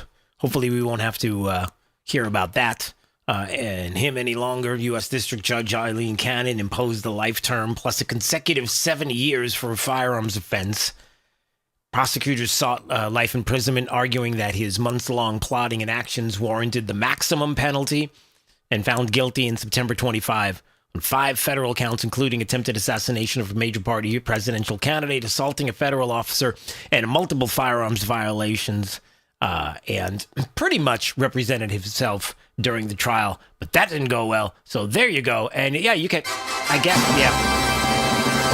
So that was something that was being talked about a little earlier today. Also, some other things that were talked about a little earlier today. Yesterday, we mentioned that we've got dates that are going to be set for the Clinton-Epstein testimony. And finally, it's like, I guess we have to do this. We've got to show up. We've got the House Oversight Committee Chairman, James Comer, and put out the terms there regarding their testifying in front of Congress. And they just want to know, listen, what information do you have on the late pedophile financier, Jeffrey Epstein? And, you know, there have been a lot of statements coming from the Democrats and a lot of statements coming from the Clinton camp about how this is dangerous territory. Sure, you want to go here? You know, a former president and depositions and doing all of this. You sure you really want to go? Yeah, we're sure about it. We do. I was looking at The Hill and how they were talking about this, because The Hill says, well, they asked the question why the Clintons reluctantly reversed course on contempt strategy. Well, they didn't reluctantly, did they? I mean, they could have done this the whole time when Bill and Hillary agreed to testify in the House Oversight. It's a funny thing. Can I just stop for a second? Few people, D, in life can you name, like Tom and Jerry, Bill and Hillary, like automatically. It's like, hey, I know what that is. Those are the cartoon characters, the cat and the mouse. That's Bill and Hillary, the crook and the crook, right? Isn't that how that... That's not very kind. It's I call her, Crooked Hillary Clinton. Just saying, like when you say Bill and Hillary, you know exactly who you're talking about. When they agreed to testify in the House Oversight and Government Reform Committee investigation of Epstein, they did so reluctantly. But after it became crystal clear that a number of Democrats would be voting with Republicans to hold the couple in criminal contempt of Congress, the former first couple were backed into a corner. So Democrats were like, yeah, listen, we got to play the strategy. And if it were ever going to come up in the future where we might want to bring a former President, Donald Trump. I'm saying, did I say that out loud? Before us here, then maybe we might want to. Yeah, you see where this is going. But a lot of Clinton allies saying, what else could they do? For months, they refused to comply with subpoenas sent by James Comer, the oversight panel chair, on principle. And in doing so, they highlighted the unprecedented nature of a congressional committee subpoenaing a former president.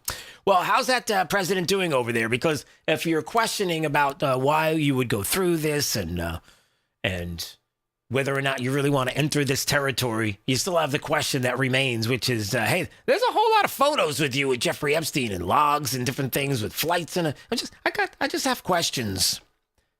And even the ladies on The View, who everybody goes for their news lately. I'm sorry. Do they? Well, I mean, the white liberal white women do there in the audience. They're all about The View and what they have to say because they all pretty much sound the same. Here's Whoopi Goldberg, who was like, they actually have to do this? As I understand it, he's been given, who's been given such a wide breadth. Okay, so she calls him you-know-who, because it's sort of like, you can't say, it's like Beetlejuice. Oh, no, don't say it 2 more times. Does this mean that President Clinton technically doesn't have to testify? If he didn't have to testify... No, he has to, right? They've agreed to, certainly, and I think... Yeah. So they agreed to, so I guess he's going to have to, and I don't know. And then Sonny Hostin comes into some weird, convoluted answer as to... should I play? Yeah, let me just finish this up and then we'll move on, because she does. Forget about the convoluted part. Just listen to this this explanation of what the Clintons are doing right now, complying with this subpoena to the House Oversight Committee on Epstein. Listen. The Clintons are playing chess while everybody else is playing checkers.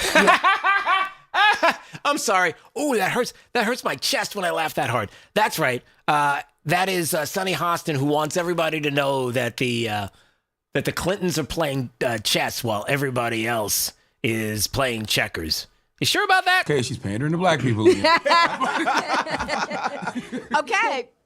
Is it working? You mean that Hillary Clinton? Are we? Yeah? All right. Anyway, why don't we just, let's move on. Sorry. Anytime you want to call, 866-588-8303 is the phone number. Let's see. Wilton Simpson's on the phone with us right now here on Florida's Voice. A chance to talk to him about a lot of different things, including, I'm sure, agriculture. Of course, the Florida Agriculture Commissioner, just right out of the gate. Great to hear from you, sir. And how did we make out? What's word? How do we make out through everything that went on here just a few days back with the freeze and all? Sure, Drew. Thanks for having me. And with the agriculture industry has been devastated. We do not have the total losses yet, because it'll take probably a week, maybe 10 more days to get it all together. But we've had a lot of devastation in agriculture, and this was Hurricane Milton hit at a really bad time for our strawberry growers, and of course we had 3 days of severe freeze during this season's just 2 years later, and this is as bad as a hurricane for our farmers. And we're doing the assessment. We are obviously been meeting with many of our farmers and talking with them. I have written letters to Brooke Rollins to receive our federal grant program, and I've also talked to the White House folks to get us in line to hopefully in real time be able to help our farmers survive this down severe weather. Yeah, and that's what our goals are here in the coming days. But we've had a lot of damage. We won't know the complete extent. Our guesstimate today would be between $500 million and $1.5 billion of damage. Wow. And 10 days from now or so, we should have a much more accurate number. Wow. That's, I thought about what we were seeing.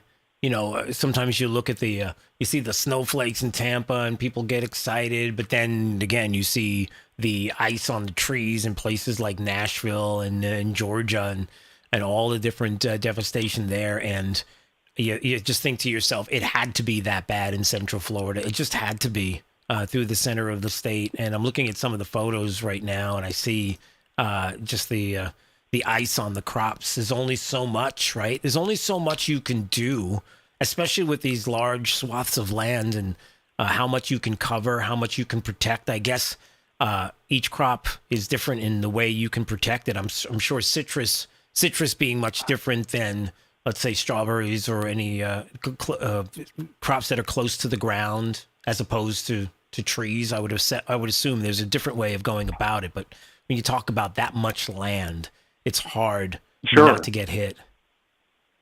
No, and when you see the ice on our plants, of course, that's human-made because we put water on them and we freeze it, and so that tries to hold the plant at 32 degrees. Right. But it was ice on all of these plants. But the killer the first night was the heavy wind in combination with the cold weather, and then the next 2 nights we had less wind, but we got colder, and as that settled in, we had sheets of ice. I think I posted one on my Facebook earlier. That was a blueberry farm here in Central Florida where they had where essentially iced all the way over, and it looks like a frozen tundra. Yeah. That's a real photo from last week, and blueberries were devastated here in Central Florida. Some strawberries were. I think we still are picking strawberries. There's still going to be a crop. There will be early estimates, could be 20% to 50% losses going, from here going forward. They're about halfway through the season. And so, again, we'll have a much better assessment, but farmers using water and irrigation to try to protect their crops is nothing new. The idea of having 3 days in a row that were so brutal is just devastating. And after the first night, we felt like we were okay. Some losses. The second night, it was a little worse. And then the third night was just sort of I don't want to say, just total devastation, but we had a lot of losses. And remember, we said it many times, this time of year, we're growing 75 to 80% of all the fresh vegetables that are grown on the eastern seaboard of the United States. So right now we are the breadbasket of the country right now. And to have this devastation right now is very untimely for our Florida farmers. The good news, they're very resilient. They get up and go to work every day. We will get through this, and we hope to bring in some federal resources to help us get through it in the coming weeks. Yeah, and that's the other side of that story before we move on is, boy, to have an administration right now, like the Trump administration at this moment in time, has to be helpful. I mean, I'm just, you hate to say it in any other way, but just to be honest that, to be that, I look forward to a quick response is what I'm saying. To have a partner in the White House and people in the administration that understand, and obviously the administration is going to do whatever they can to help us out here. They absolutely are, and you're right. It is a blessing to the farming communities here in Florida to have the Trump administration there. President Trump is he's already aware of the devastation, of course. I've spoken to his team a couple of times, and I know that him and his team are working very hard on putting something together. Yep. We should hear in the coming days what that's going to look like. And you're exactly right. It's just a difference in competency of administrations. The Biden administration was completely incompetent as it related to these issues. Yeah. And the truth is they didn't really care about these issues. And so here we are now with President Trump in the White House. His home state has been devastated. And I know Brooke Rollins and his team are working on it as we speak. We've got Wilton Simpson joining us on Florida's Voice, Florida's Agriculture Commissioner. And before we go, I wanted to ask about this. I know we've talked about a lot of the things that we've been able to do to protect the state when it comes to issues like wildfires. And I'm hearing that there have been a couple that have hit across the state. And I'm just wondering if you can give us an update and let us know about some of what has been going on. I'd love to, Drew. We've had many wildfires in the last few weeks. We had the heavy winds. Most of those wildfires were started by backyard fires that got out of control and spread into our forests and wooded areas. Some of them may be arson. We're doing, obviously, follow-up investigations on all of the fires. But again, I would stress, and this is very important, most counties in the state have been under a drought all year. Most counties have got burn bans in place. If you're going to do a barbecue or something in your backyard even, please put it all the way out thoroughly. Make sure it's out before you turn in for the evening. We have fought many fires now in the state, and our Florida Forest Service generally fights 2,500 fires a year. Our response is 2,500.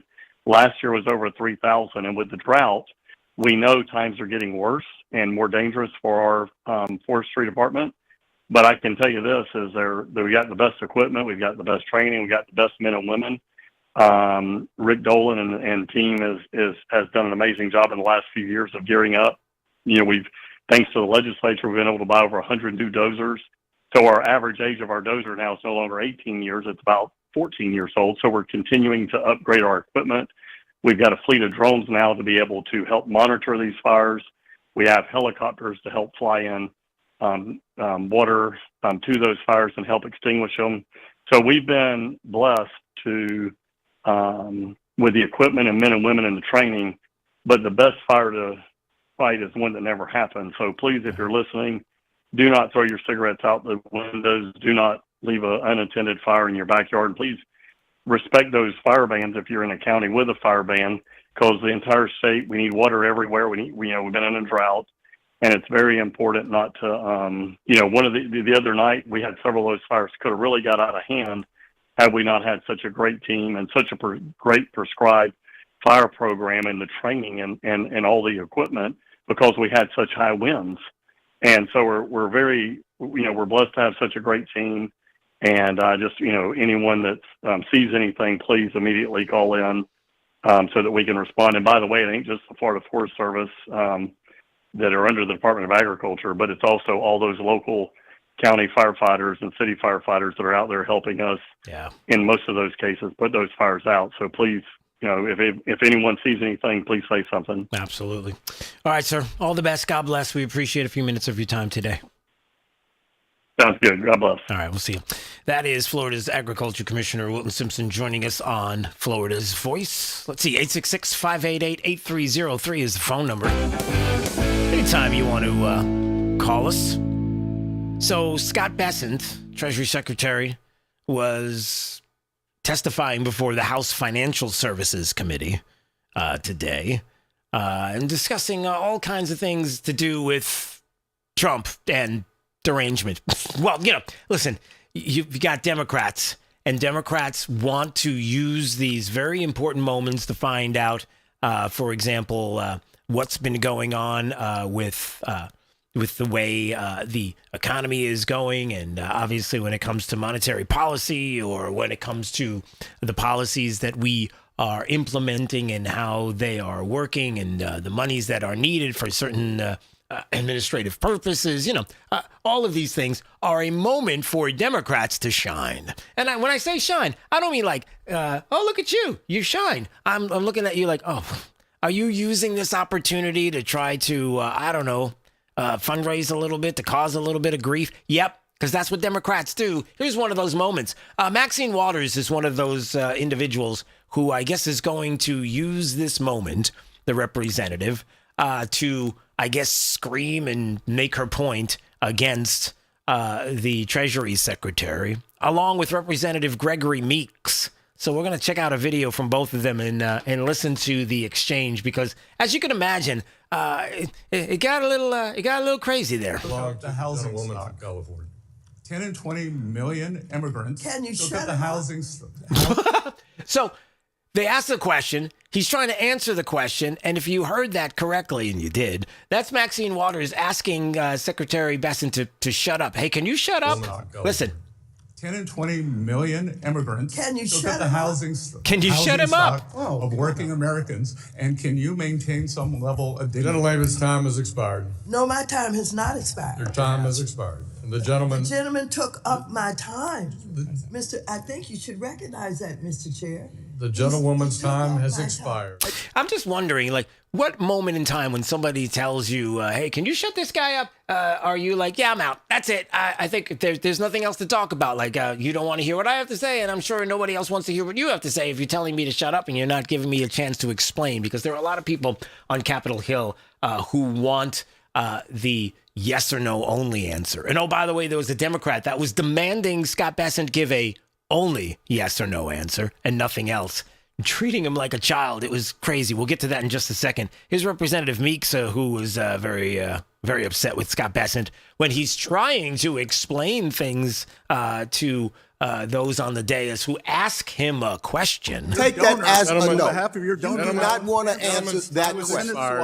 I take that as a no. For a $7 billion. I'm asking you to do your responsibility as Okay, so the time's expired, but his voice hasn't expired as far as speaking yet. He just keeps talking. Secretary of the Treasury. Into a Venezuelan. You do not. Mr. Makes, Will you? time has expired. You cannot erase what you did in 2000. He's the one that went past your time, Mr. Chairman. No, he did not answer my question. Maybe he answered the question, but he didn't answer the question the way you wanted him to answer the question. You see how that works? So a little bit of fireworks, and then there was this. This was stellar.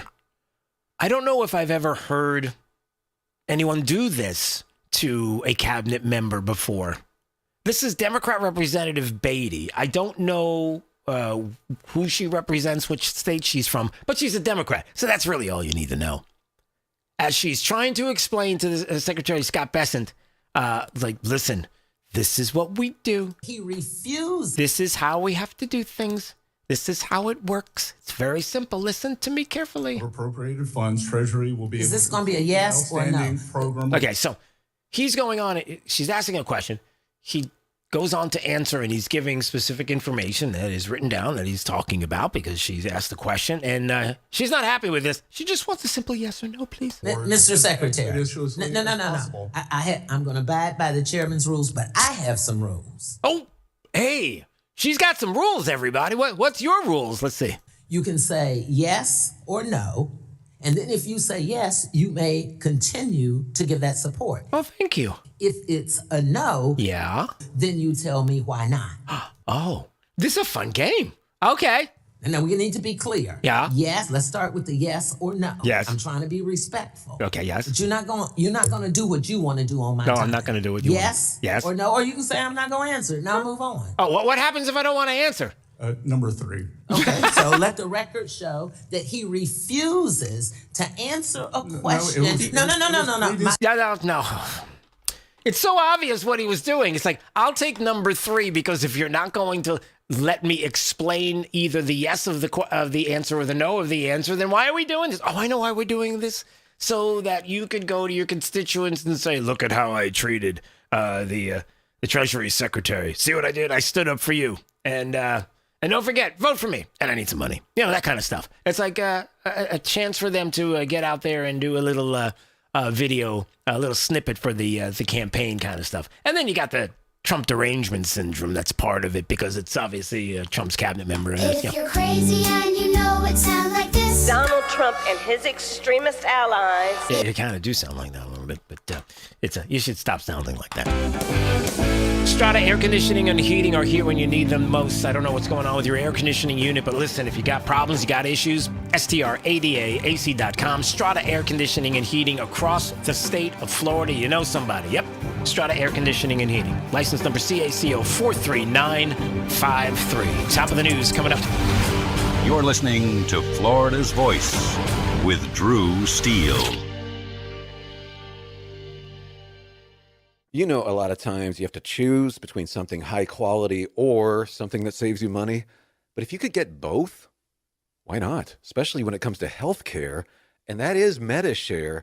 You get both. Many families save $500 a month with MediShare, and that's huge. But it's also true that people wind up way more satisfied, too. The member satisfaction rate for MediShare is double that of the typical health insurance plan. Double. That's because MediShare works. It has for more than 30 years. It's a community of Christians who have shared more than $5 billion of each other's bills. People love having telehealth. They love the huge PPO network. So, yeah, really, you can save a ton and like it better. Imagine being happy with how you're taking care of your health care.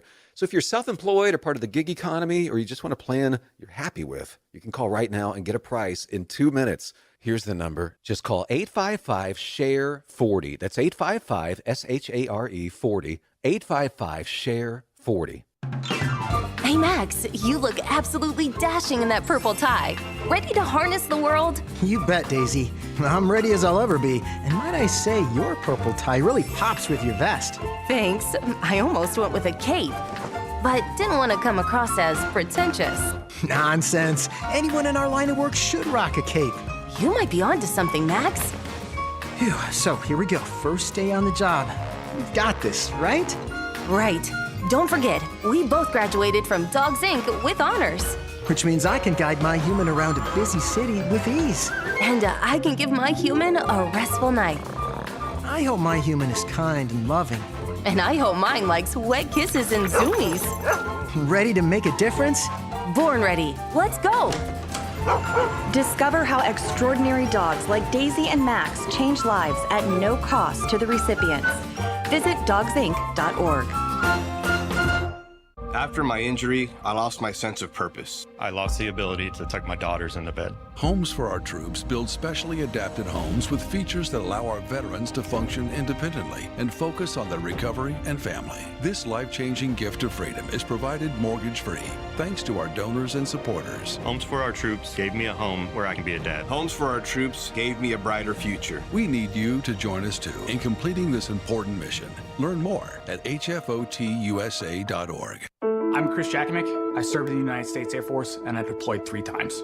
Being a veteran, it's interwoven into your DNA. It is really the absence of the connection and the purpose that can really drive a lot of veterans to some negative thoughts. For those who are in a suicidal crisis, the window of time to save somebody's life is very short. Our duty is to protect ourselves and protect our families. And one way you can do that is store your weapons safely. Store all your guns securely. Help stop suicide. Brought to you by End Family Fire and the Ad Council. Since the dawn of time, man and wildlife have shared a connection. And hunting traditions passed down from generation to generation have connected man to the natural world. From bow and arrow to hook and bullet, as man evolved, our link to those traditions remains. Yet today, our basic instinct to provide and as part of the hunt, to conserve and appreciate the natural world has fallen under attack for the first time in human history. Misguided politicians and radical activists pushing an agenda to end hunting as we know it are leading a war against our heritage. In their misguided policies and protests, they demonize hunters and belittle our way of life. The result? Hunters leaving the sport in droves while our wildlife and ecosystems suffer the consequences as conservation funding dries up. Named after the father of the North American model for wildlife conservation, the International Order of T. Roosevelt is fighting in the arena to protect and expand the rights of hunters everywhere.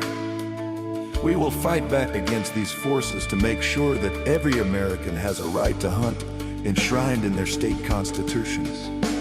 We will educate the next generation in our traditions and seek to expand accessibility so that everyone can enjoy our pastimes. And we will continue to hold true to our namesake's efforts to protect, preserve, and ensure open access to our nation's wildlands. Teddy Roosevelt's vision for American conservation defines our modern hunting and conservation system. A system upheld by the idea that conservation efforts are crucial to our hunting way of life, and that hunters are crucial to successful conservation.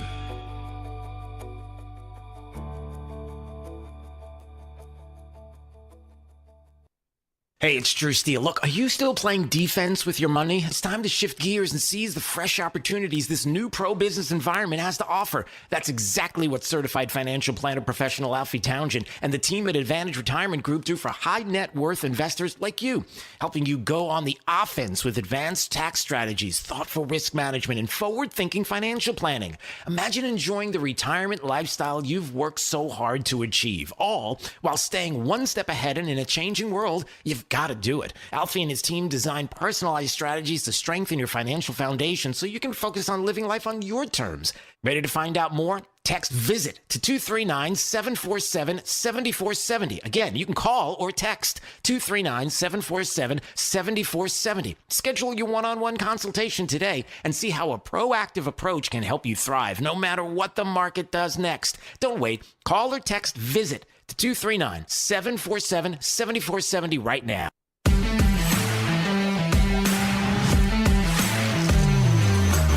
Now, back to Florida's Voice with Drew Steele.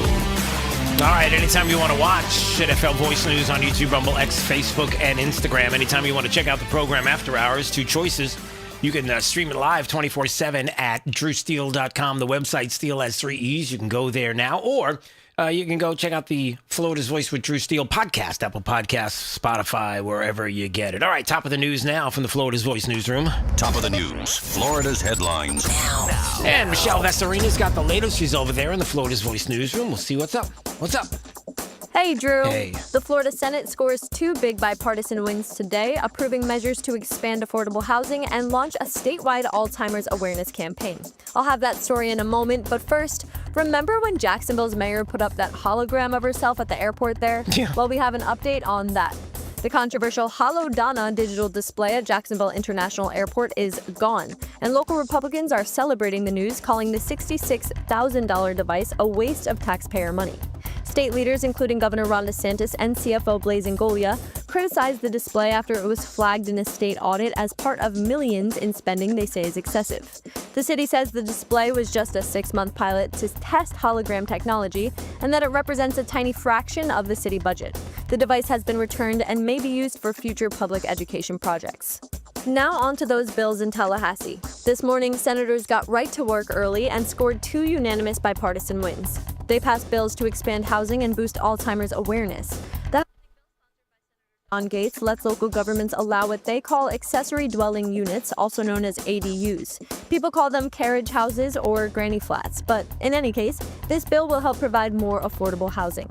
The other bill launches a statewide Alzheimer's awareness campaign. It targets seniors and high-risk populations and was sponsored by Senator Corey Simon. Both bills passed 38-0, and both bills still need to clear House committees before final approval.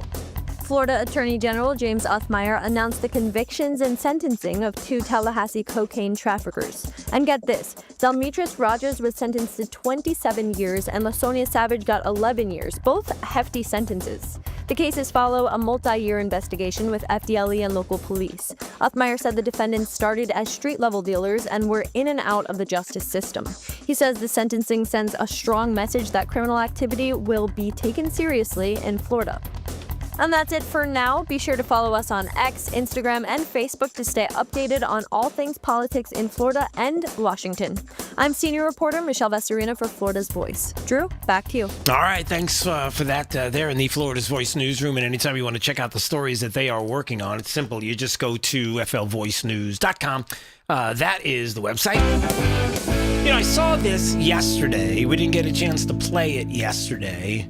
And it was pretty shocking stuff. It was the dad in Washington State who could not believe that as we were playing video last weekend, and we were playing some of the video at the beginning of the week of these kindergartners, first graders that were going out to protest ICE. We had some of those videos.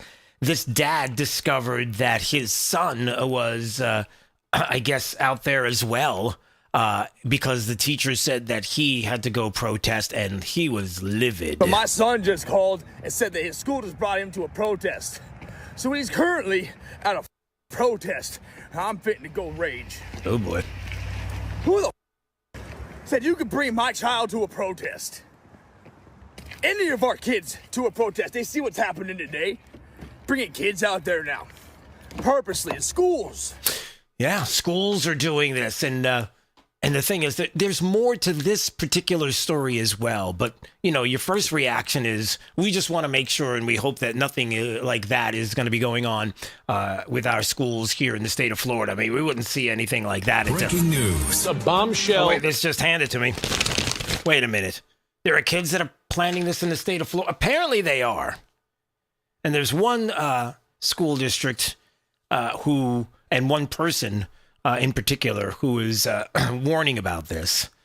And that is Brevard County School Board Chair Matt Susan, who's joining us right now on Florida's Voice, because I want to talk to him about this. It's Drew. How are you, sir? Good, sir. Good. Thanks for having us on. We appreciate giving the opportunity for Brevard Schools to talk to you. Yeah. This is, one of those things that you think doesn't happen or isn't being talked about in the state of Florida, but it is. I guess there are certain kids in districts that are talking about these planned ICE walkouts. But it gets, there's the danger aspect of this, and I'm going to get to in just a second, because it gets a little crazy with individuals. But what has been happening specifically there with regard to this and the talk and even parents, what are they saying to you about this? Well, I'll be honest, there's been a lot of updates since the last time you may have heard about this. Yeah. We investigated a lot of the different posts that were coming in where we originally thought that they were coming from students. We're now convinced that it's an outside organization. We've interviewed the actual post that came out that there was a club that was going to be supporting making signs and stuff like that. We interviewed the teacher, we interviewed the students that were a part of it, and none of them had agreed that this was something that they had done. They apologized. They say we would never be a part of this. We interviewed, there's another ghost image of a student on one of the posts that they put on there to make it look like there was a student actually doing it. We interviewed him. He said, absolutely not. I would never do that. So we've got this now where we're looking at each one of them. These people, whoever they are, that are outside organization who's coming in and doing this, now has actually started using fraud by taking our school logos, trying to pretend like they're other kids and doing different stuff. Now, they did not particularly use a person's name saying, oh, I'm in support of this. But what they did was they used our school logos to make our community look like we were a part of it. And look, here in Florida, we protect the First Amendment. We are always going to allow people, but not while they're in our schools, not on our campuses. Yeah, and that's the big part of this, because, I'm sure you've heard this.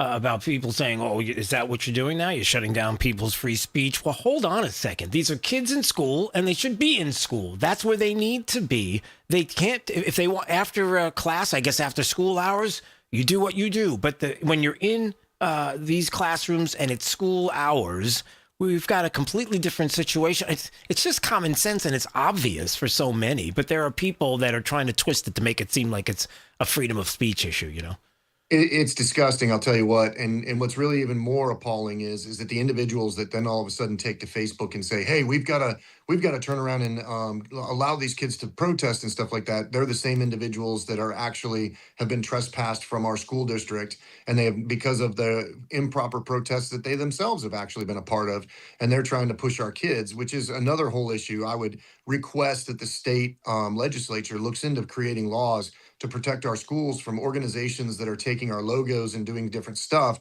and then promoting bad behavior by trying to tell our teachers, or our students, that they should go out and promote this.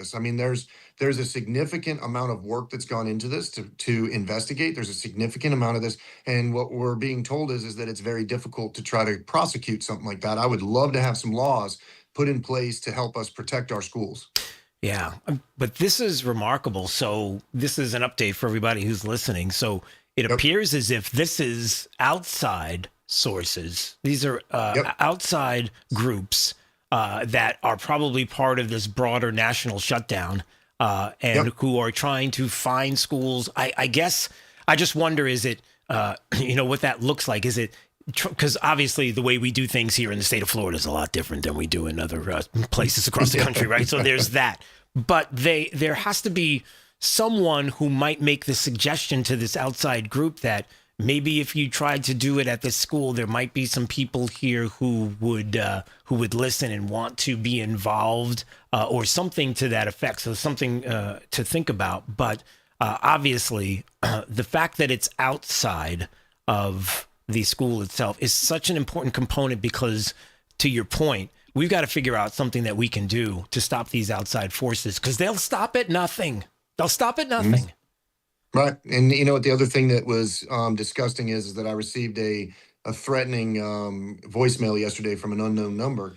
And what we've done is we've actually been able to reverse and investigate that number. And we found that it comes from an IEP address up in Dahlonega, Georgia, and it's got a area code of a 407. So we're investigating that to find out who that person is, because we're starting to see the theme that this is outside organizations. And listen, like, we're an A school district. We had the highest graduation rates in the history of our county just come out. And there's nothing more that we hold is our education and what we do for these students and that excellence. We will not allow people to create a distraction that takes away from that. And if they want to go somewhere and they want to do it, then by God, their parents can take them out and do it on their own, but not during our school and not on our school grounds. Right. Pretty straightforward. As far as parent involvement and whether or not they want to have them take them out of class for something like this. And say what you will about that, but the fact of the matter is, that's something that when you've got outside sources that are trying to infiltrate, to try to connect with students like this, it's disgusting. And then obviously, to have people that are trying to reach out to you and almost threaten you here. Some of the stuff that was said, I've given to some of the reporters. We had every single news station that was inside of my area at our school district today doing interviews, and they were appalled. It was so bad that they couldn't even post 3/4 of it on their actual media web pages. It is just something. I mean, let's face it, our school boards have become a ground zero battle zone for organizations from outside of the counties to come in here. We get groups from Sarasota County. We get groups all over from the state to try to come in and try to create discord. And what's sad is that they don't understand that we still have to educate kids. And somehow Brevard Public Schools continues to do that. Right. Somehow, with all the distractions and everything else, we can continue to have student achievement at the highest levels we've ever had. Yeah. And, before we go, I'll say this. Number one, just like I've talked with other people about education when it comes to either in the state or some of the things that have happened in the past, you got one shot at this. You've got a finite amount of time to get it right with our kids, and you can't mess that time up because you can't go back. Not the way you're thinking. You just can't go back, right? And think about it. If you think about it, you've got your teachers. Like, what about the poor teachers that have an entire unit exam on that day? What about the PE coaches that have we just brought back the Presidential Youth Physical Fitness. I think we're the only county in the state of Florida that's actually testing kids as we speak. That's going on. Like, all these things, all of a sudden, we're supposed to just say, okay, stop because some other kids want to do this. No, do it on your own time, not during our school, not on our premises. Yeah. And then the other thing I was going to ask you kind of said it a little bit, but we might as well repeat what you just said. Let's talk about some of the good things that are going on in Brevard County schools. Come on now. What did you mention there? Come on, man. Yeah, give me 30 seconds. Brought back. Come on. Listen, let me go. So we have the highest graduation rate ever in the history of the state of Florida for Brevard County. We also had the highest achievement on the PM2, which is our second round of testing. Our scores are going to be off the charts this year. We brought back and created elementary school sports for the only county in the entire state of Florida to actually put elementary school sports in. Why? Because we know if we can catch those kids and get them involved at an elementary school level, that they'll be ready to go and they won't be fat and on their cell phones and have diabetes by the time they get to middle school. We also created the first ever swearing in ceremony. So our students who are swearing into military service will have Joint Chiefs of Staff from the Pentagon who are going to be sitting up there and swearing them in, and the commanders from Patrick Air Force Base. We have jets that are flying over for that one. That's incredible. We also have all kinds of stuff. We brought back 4-H inside the classrooms. We actually are doing things, and it's no rocket science. It's just going back to when you and I were in school and we knew what worked. It's like our education system got a little bit out of whack, and bringing back all the things that we show that care, having kids actually play sports, that's what it is. And there's a ton of other stuff. I mean, you can go on and on. Yeah. It's incredible what we got in Brevard County. I love it. I'm ready to run through a wall. Let's go. Let's go, Coach. Go. Put me in, Coach. Let's go. All right, Matt. Listen, great to see you. All the best. God bless. We'll speak to you soon, okay? God bless you too, sir. Good luck. Right. Talk to you soon. Thanks so much. That's Matt Susan, who is with the Brevard County Schools. He's the school board chair joining us. And look, that's going to happen. Outside sources now trying to get these kids to go out and do these protests. Nothing from the inside, but trying from the outside in. And, one other thing before we go, and I'll see if I can play this one clip, the dad from Washington State. And I want you to hear this before we go. Listen. Let me give you a little rundown on the way there. White Center, we call out here Rat City. If anybody from Washington State knows this Rat City is not an area you bring kids, let alone bring kids to a protest in this piece of city. If anybody knows White Center, you know Rat City is dangerous. Why are you bringing our kids into dangerous territory? There it is. That's the other part of the story. That there are some districts, places outside of the state that are trying to indoctrinate our kids in such a way that they're willing to even take them to dangerous parts of their cities to do these protests. And these parents have no idea. It's like, hold on a second. No. Not on my watch. No. You're listening to Florida's Voice with Drew Steele. Did you know VA home loans are a key to home ownership for those who served?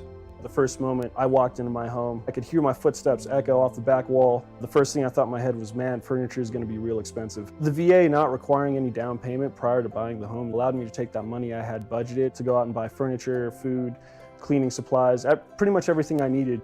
Purchasing a home is scary, but ultimately it's not impossible, and they make it so that anybody can do it. To learn more, visit va.gov/home loans. For 25 years, the Library of Congress Veterans History Project has collected and preserved the experiences of America's heroes. From original letters to oral histories, these first-hand accounts bring history to life, one voice at a time. With over 120,000 stories collected, each reveals the courage, sacrifice, and service of our veterans. But many remain untold. Help our nation reach 125,000. Share a story. Ensure a legacy. Visit loc.gov/vets today. You know, a lot of times you have to choose between something high quality or something that saves you money. But if you could get both, why not? Especially when it comes to health care, and that is MediShare.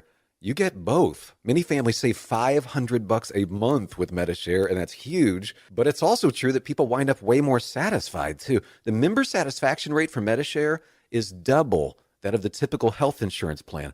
Double. That's because MediShare works. It has for more than 30 years. It's a community of Christians who have shared more than $5 billion of each other's bills. People love having telehealth. They love the huge PPO network. So, yeah, really, you can save a ton and like it better. Imagine being happy with how you're taking care of your health care.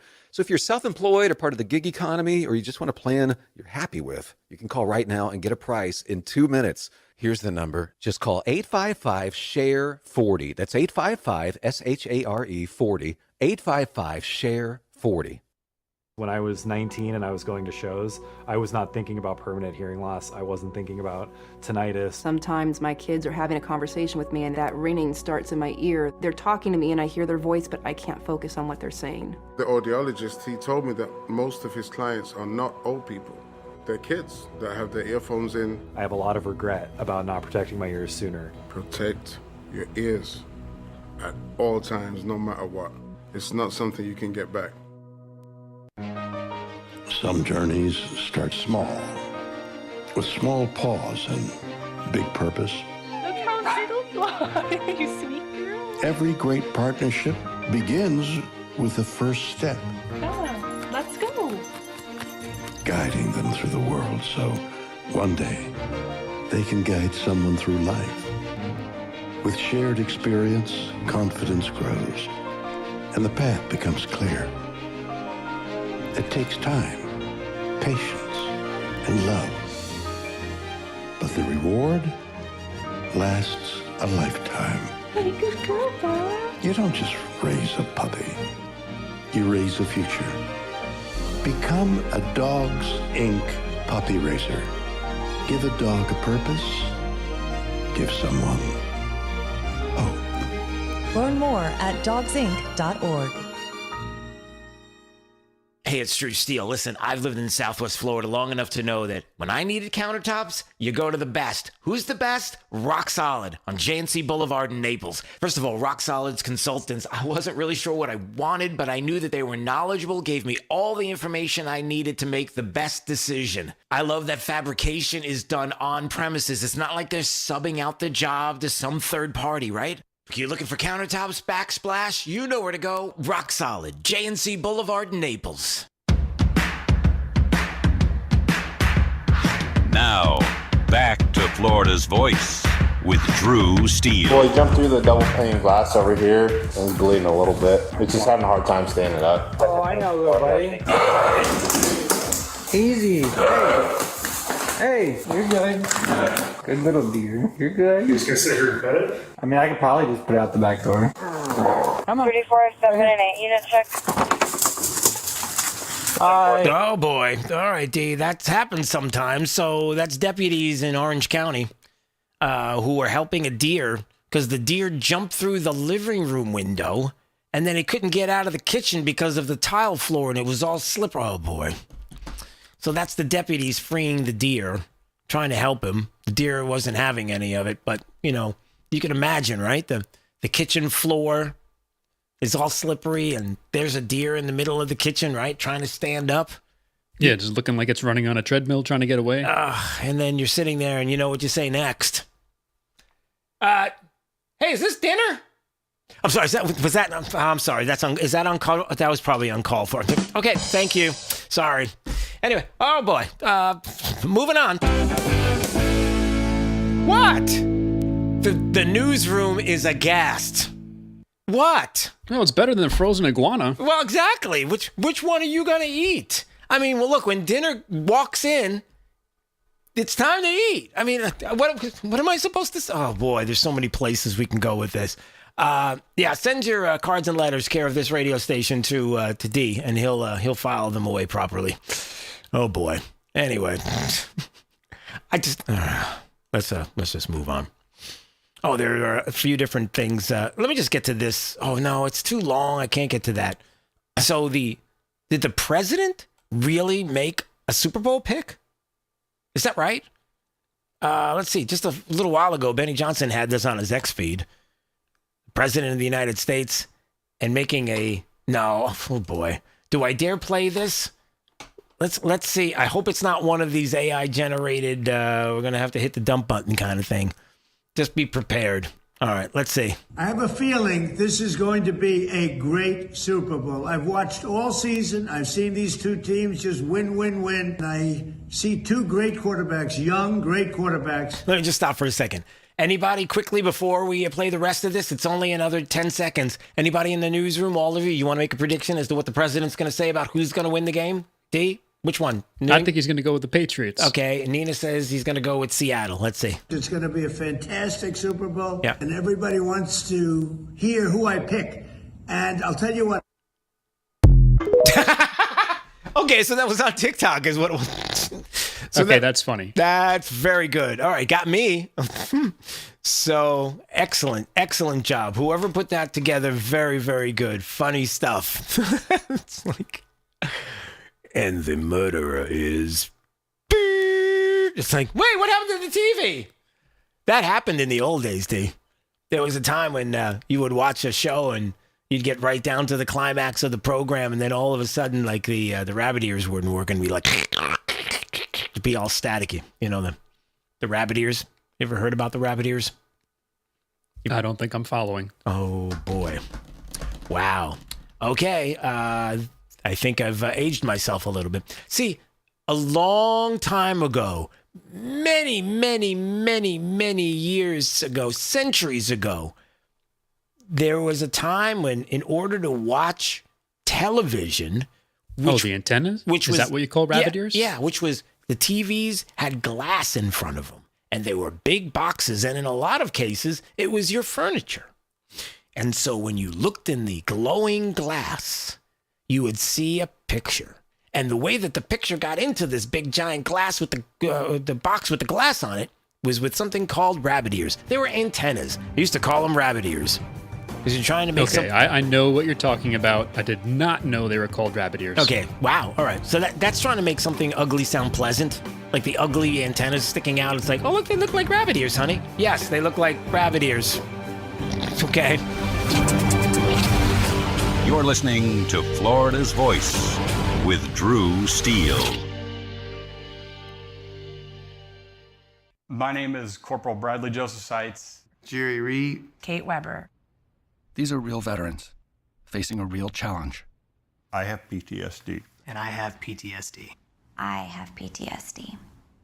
Post-traumatic stress disorder can happen to anyone, I was still in a war zone in my mind.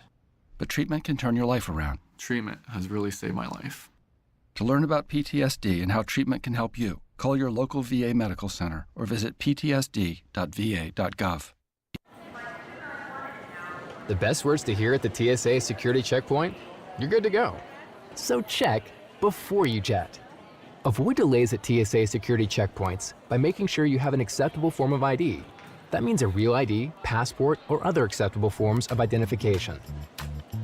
Visit tsa.gov/ID to check the full list of acceptable IDs. Avoid travel delays by checking ID requirements, and you're good to go.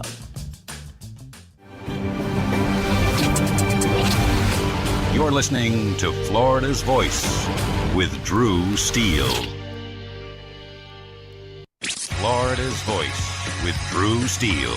Congratulations on your show. Congratulations on your new show. Big deal, huh? That's why shows like yours are so important. We have an independent county elected sheriff that's the head of law enforcement in Jacksonville/Duval County. And I know how to work toward making this city safe. We can't be shy about speaking on things such as faith and politics. We have to remember, in a free society, the public square belongs to all of us. I'm not interested in North Florida looking like Orlando or Miami. I love where we live, but I think that good jobs means that people that live in this district can stay in this district. Fishing and hunting is funding a large part of your conservation projects in Florida, and we want to make sure that those are forever preserved. And the problem with this industry at this point is that they actually target our youth. You can see it in their marketing strategies, where it's bright colors, fun names. And that's going to be endlessly litigated. Florida's Voice with Drew Steele. What does life after service look like? Kicking back? Taking it easy? We believe it looks a little different. Fighting for all veterans. Making sure they get the benefits and care they've earned. Rebuilding communities after disaster strikes. And adapting to support today's veterans. Meeting them where they are. The VFW. Still leading. Still advancing. Still serving. Get involved at stillserving.org. I can trace family members who served from World War I to today, each one helping shape who I am. My family chose to share their stories with the Library of Congress Veterans History Project. Voices, letters, and memories that bring their service to life. Searching for their stories was easy. You can discover powerful stories too, told through the voices of America's veterans. Explore, remember, and share at loc.gov/vets. Half of young adults are at risk of hearing damage from loud sounds. So why is this happening? We know not to bake in the sun for hours and to get our eyes checked regularly. We buckle up to save lives. And we know that smoking kills. So do poor diet choices and poor life choices. But why are we so reckless with our hearing? We take hearing for granted. Hearing damage from loud sounds is permanent, but preventable. We take common sense steps for our health every day. Let's make hearing part of it. Wear earplugs. Turn it down. Give your ears a rest. Love your ears. Learn more at hearinghealthfoundation.org. Keep listening. Hey, it's Drew Steele, and I have to tell you, when my wife and I talked about getting new kitchen countertops for our house, we know who to call. Rock Solid Countertops and More, 2240 JNC Boulevard in Naples. And they have been absolutely amazing. Hugo and the team are the best. The workmanship has been absolutely incredible. The install was so easy. The process was perfect. Taking everything out, bringing the new stuff in. The quartz countertop is unbelievably beautiful, and my wife is super happy, I'll tell you. You know they have the best quality and selection of marble, quartz, granite, and a one-stop shop for all of your kitchen, outdoor, and bathroom needs. I've known it for years. I've lived in Southwest Florida 40 years. There was really only one place I was going to go. It's Rock Solid Countertops and More. I would suggest you give them a call, 596-7676. They're at 2240 J&C Boulevard in Naples. Find out what they can do for you. Countertops, cabinets, plantation shutters, they do it all. Rock solid countertops and more. The other day, a man called saying my electric was way past due. He threatened to turn off my power if I didn't buy a gift card to pay the bill. I said, look, fella, I wasn't born yesterday. Gift cards are for gifts, not for paying bills, and I'm sure as heck not buying you a gift. So I hung up on the crook, and my lights never went out. Know the signs of scams and leave scammers in the dust. If someone asks for a gift card as payment, it's likely a scam. A public service message from the Better Business Bureau. We all have someone we love, like the favorite lyric in our favorite song. You can't imagine life without them. Cancer screening tests can help keep the person you love around longer by detecting changes before cancer develops, or catch it early when it may be easier to treat. And many tests are available for free or are covered by insurance. It's time to sound like a broken record. Tell all your friends and family, I love you. Get screened. Visit cancer.org/getscreened to learn more. You know, a lot of times you have to choose between something high quality or something that saves you money. But if you could get both, why not? Especially when it comes to healthcare, and that is MediShare. You get both. Many families save $500 a month with MediShare, and that's huge. But it's also true that people wind up way more satisfied, too. The member satisfaction rate for MediShare is double that of the typical health insurance plan. Double. That's because MediShare works. It has for more than 30 years. It's a community of Christians who have shared more than $5 billion of each other's bills. People love having telehealth. They love the huge PPO network. So, yeah, really, you can save a ton and like it better. Imagine being happy with how you're taking care of your health care. So if you're self-employed or part of the gig economy, or you just want a plan you're happy with, you can call right now and get a price in 2 minutes. Here's the number. Just call 855-SHARE-40. That's 855-SHARE 40. 855-SHARE-40. Thank you for waking us all up out here, for all you do. Thank you for giving us a voice. For being out there helping keep the constitutional republic. I want to thank you for your support for veterans in the military. Educating us. Standing up for conservatism. Giving us the truth. Florida's Voice with Drew Steele. Well, hey, everybody. Glad you're joining us today on Florida's Voice. My name is Drew Steele. Big D on the other side of the glass. Nina's in the breaking newsroom. Anytime you want to watch it, FL Voice News on YouTube, Rumble, X, Facebook, and Instagram. Anytime you want to check out the program after hours. Maybe you want a double dose. How about that, D? A double dose of Drew. That is great alliteration. As opposed to alliteration. It's alliteration. Pretty good. Yeah, very nice. Big we try to stay away from the alliteration. Yeah, we try. Sometimes we fail, but it's a whole other story. Anyway, the point is that I don't even know what the point was. Oh, if you want to just double up, you can. Okay, Florida's Voice with Drew Steele, the podcast, Apple Podcast, Spotify. All right. We noticed today the Vice President, JD Vance, is going to lead a new anti-fraud task force. It's going to expose a lot of things, including some of the fraud in California. California fraud? There's no California fraud. There's a ton of California fraud that we've heard about just recently. And it's $120 million in a single year, claiming to oversee 1,900 patients. With almost 2,000 hospice agencies, LA County has more than 36 states combined. Yeah, so there's a graphic on the screen there. LA County's got about 2,000 different hospice care, home hospice care or hospice care businesses. The whole state of Florida has 58. That seems to be an issue there, where one county has 2,000, and then people are like, well, it seems like there's some fraud. Can we get somebody to investigate it? Yeah, give it to the vice president. That's what the president likes to do, gives everybody a new title, and then we go after different things like fraud and waste and the like, and I love it. And California, as we know, is a hot mess. How do we know? Here was part of the debate recently with former LA Mayor Antonio Villagrosa, who was comparing ICE to, well, during the California governor's debate, and he's a Democrat. Here's the way he put it. I've never in my life seen ICE agents dressed from head to toe, all covered up like the Ku Klux Klan. That's it. I'm out. Nope. We're not doing this. We're not doing it. By the way, that was the same mayor who in 2012, while the Democrats, the DNC, when the party was deciding whether or not they wanted God in the platform and they put it up for a vote. Hearing none, the matter requires a 2/3 vote in the affirmative. All those delegates in favor say aye. All those delegates opposed, say no. Let me do that again. Yeah, let's do that again, because apparently Democrats don't like God very much in the platform or in a lot of places in their life. I'm just saying, if you're a Democrat who doesn't feel that way, don't be a Democrat. Do something else. There's a lot of other places you can go. Well, there's one place in particular in this country, and we don't feel the way that Democrats felt in 2012 when it comes to deciding whether or not you want God in the platform. All right, moving on. What else we got going on? All right, a lot of things that are happening here in the state of Florida. I don't know if you know this, but we have our own governor's race going on right here.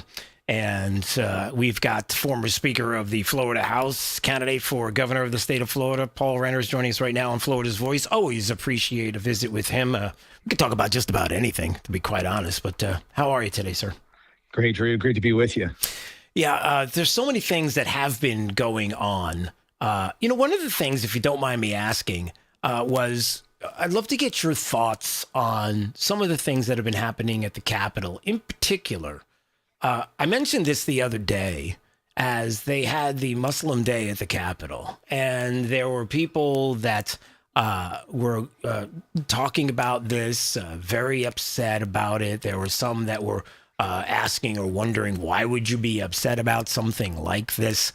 And very recently, and even congressionally, there's been a discussion about the concerns that people have right now with regard to Muslims and Sharia, and maybe we can get into that. I just thought maybe you might have a thought on this. I do. I fought for 20 years and in 2 wars in the military long before I got into politics. And remember, the mantra was we have to fight them abroad so we don't have to fight them here at home. But we welcome them here at home. And I mean people that subscribe to radical Islam, that adopt Sharia law, which people need to understand is really a totalitarian system, a secular system with religious, trappings. But fundamentally, it invades every aspect of society. It's a convert or die philosophy. No First Amendment, no Second Amendment, no anything that we would recognize as Americans. And we simply can't tolerate those kinds of groups who have not only no intention to assimilate, but at the point that they can would force us to assimilate to their viewpoint. And that's where I think there is a real issue that needs to be discussed. And we, see what's happened in Somalia. I think that was an error for us to let those folks in. We see the fraud there. We've got to get after that for sure. And I know the president and the vice president are going to do that. But we have to be careful in who we let in the country. It's like adoption, and people that have come in for a long period of time that shared our faith, shared our view of family, Western civilization, whether they were Mexican, Irish, or whoever they were, German, British, they assimilated. And that doesn't mean we all agree on everything, but it means that we accept the basic core foundations of American life that have given us 250 years of freedom. Yeah. And that's what's so important about this discussion, because at first blush, there are a lot of people that feel like, well, this is offensive. How could you do this? But the core of what this is all about is, for example, I guess one part of it would be is if you are thinking about elected officials, let's just say cities that are far, far away, that are really cold, and people stay up late, and the trash piles up lately, and there's a lot of things. New York City, that's what I'm thinking of. Right, New York City, where you would have certain people that are elected that have Muslim beliefs, and you see this across the country. The fundamental question is, if more and more people get elected that believe in a different law other than the Constitution, what happens to the country? It folds. That's the concern. It is something we see across the globe that's happening. It's basically a war without bullets, without having to fire a shot. It happens from within. It's just realistic.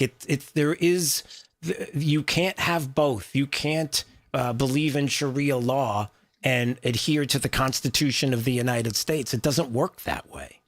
And look, we've always been a welcoming people, but look what happened to Europe. Europe's at a point where they have no-go zones where people can get raped, killed, and cops don't go in because they're not able to. They're afraid to. It's not safe for them. And Europe may be lost at this point. And so it's not like, hey, Renner is in Steele, or they're conspiracy theorists, or they're trying to, attack a particular group. Look, there's plenty of places for them to live, as Giorgia Meloni from Italy has pointed out, where they can practice exactly what they practice and practice Sharia law. It's not in the United States, and we have to make sure that we do not become Europe. So as a future governor, I am committed to making sure that doesn't happen. And, you have every right to practice your religion, but when that steps into this concept of Sharia, which is this all-encompassing domination of everything else, we have to reject that, and we cannot let them in our country or our state. Paul Renner is the former Speaker of the Florida House. He's a gubernatorial candidate here in the state, joining us on Florida's Voice. I know the governor was the one who named groups like CARE foreign terrorist groups. Would you agree with that assessment, and maybe why we would agree with that?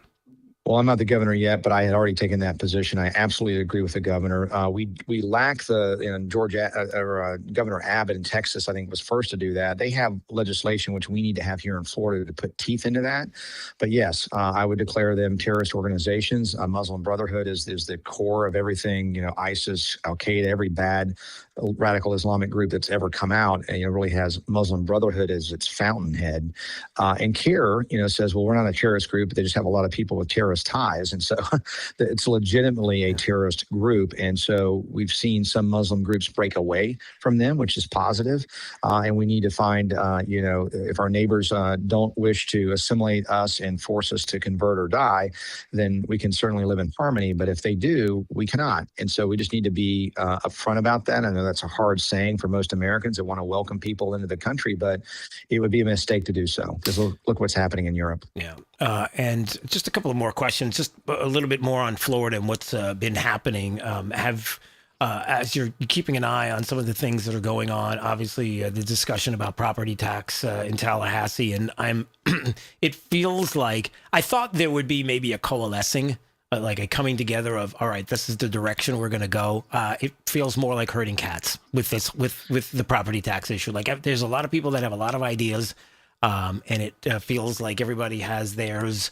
And I mean, I know it's early. We're not even in the third week yet, and already, we're kind of, I'm feeling this way. I just would like to believe that even though the governor thinks, for example, we need to have a special afterwards, I really feel like if we can do it all. Like we could do all the things that need to do. I think the legislature, I mean, you would know better than anyone, that the legislature can do a lot at once. And even with something that's as big as this, because we've been talking about it for the longest time, we've been prepared for this issue.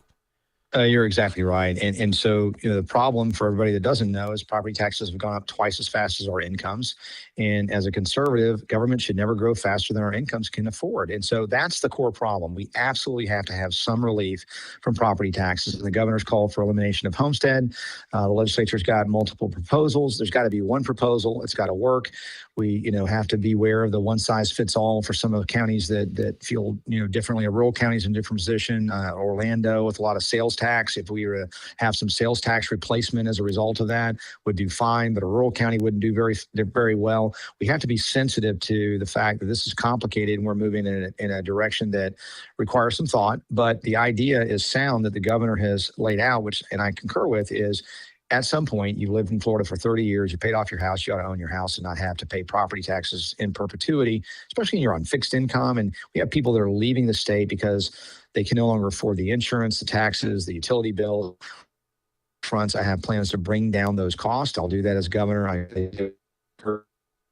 rescue the insurance market, and we'll do it when it comes to property taxes and electric bills as well. Okay.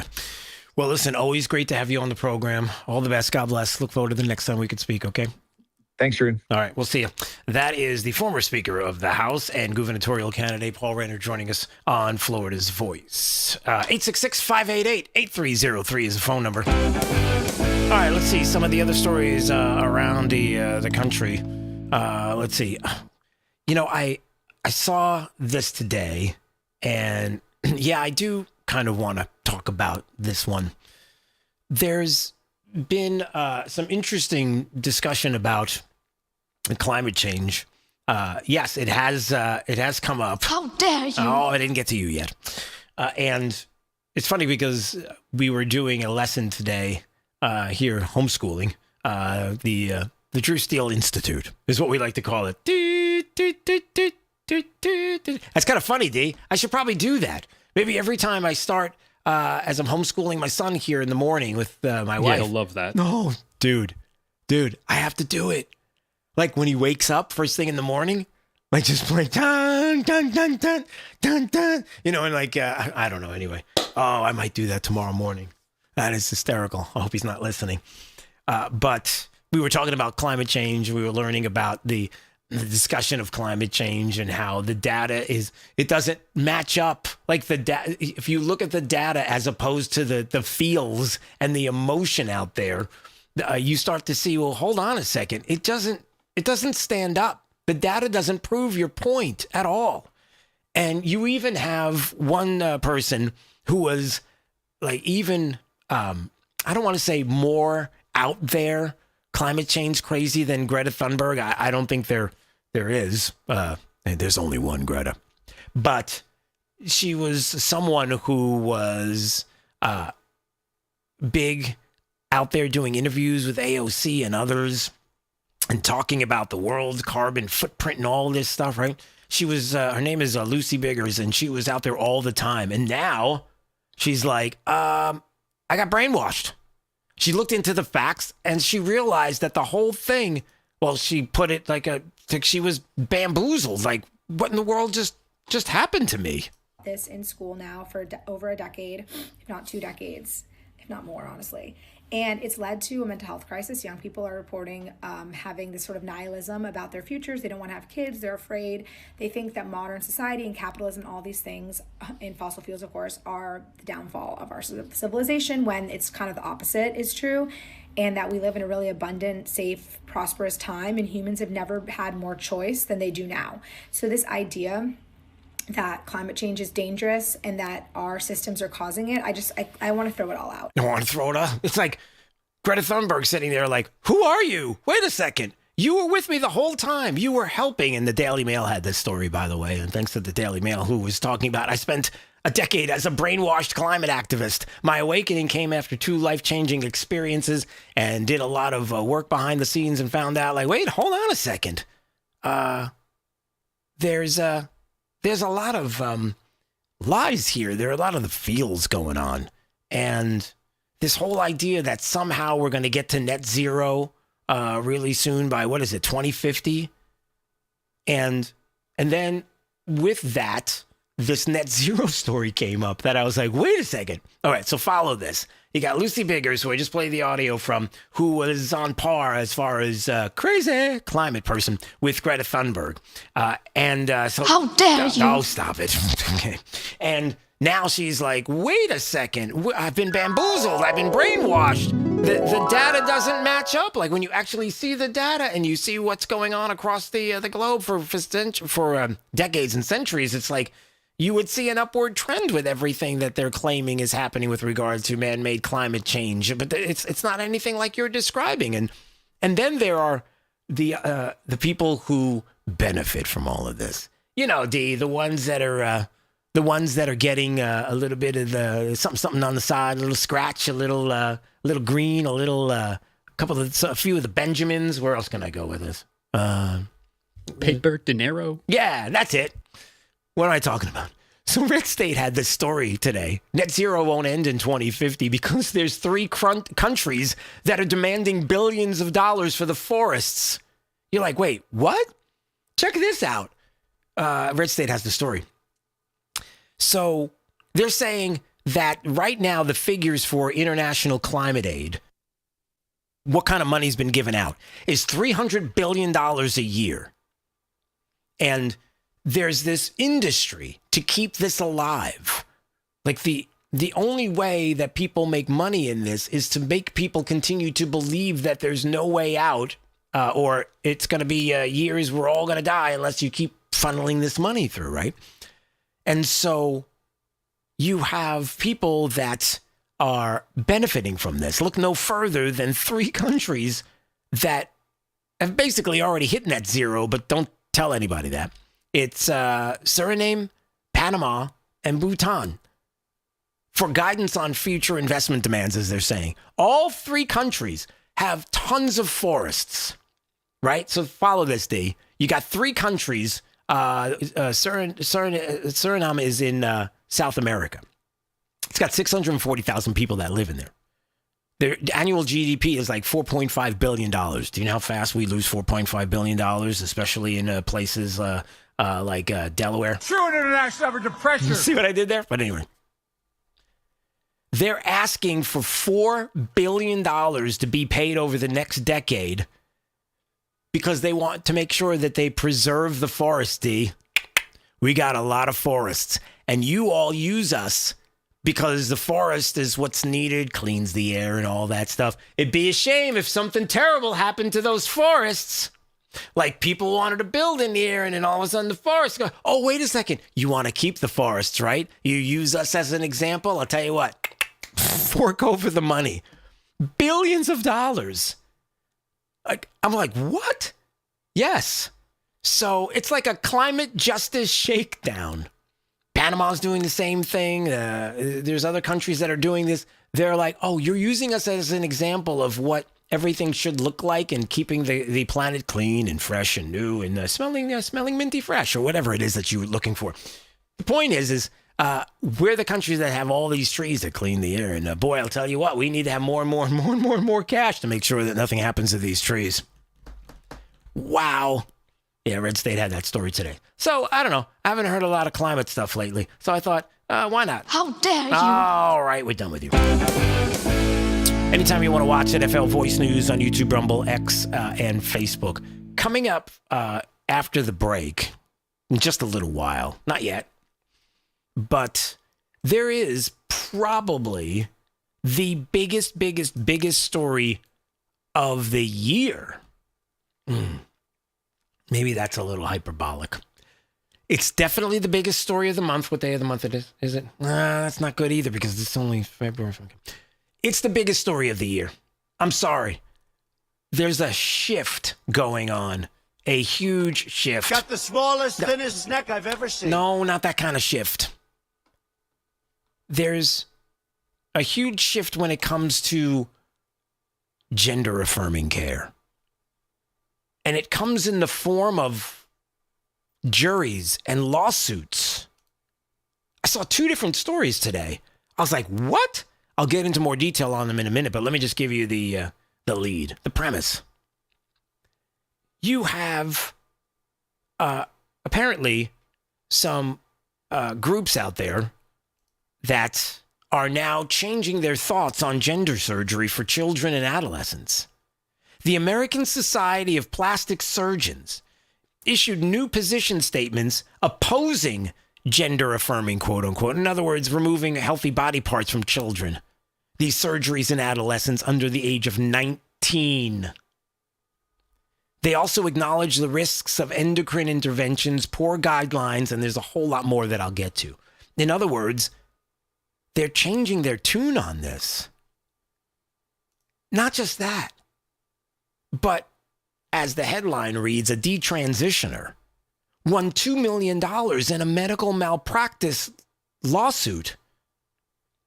Do you understand the gravity of this? If you don't know, you're going to find out in just a little bit because this is bigly, huge. I don't know what else you want to say about it. What? Why that? What does that mean? Anyway, this is what feels like a huge shift. Like the dam is breaking, like something's going on here and it's positive. Because this wasn't supposed to happen. And I'll explain more coming up in just a bit. So you are in Lee County, Charlotte County, Glades County, Hendry County. You're in Collier County. You are in Weston or Fort Lauderdale or Coral Gables, Coral Springs. Maybe you're in North Miami. I don't know. You're near Alligator Alley. And you want to hang out with us on Monday. That would be a lot of fun for you. Because Monday, this show live 3 to 6 p.m. will be at Oaks Farm Seed to Table off of I-75 and Immokalee Road. And this week featuring Ted Nugent. That's right.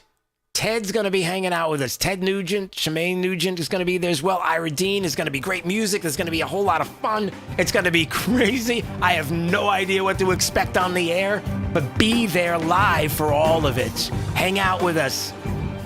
3 to 6 p.m. next Monday. Oaks Farm, Seed to Table, off I-75 and Immokalee Road. Look it up. Come hang out with us. You're listening to Florida's Voice with Drew Steele. You know, a lot of times you have to choose between something high quality or something that saves you money. But if you could get both, why not? Especially when it comes to health care, and that is MediShare.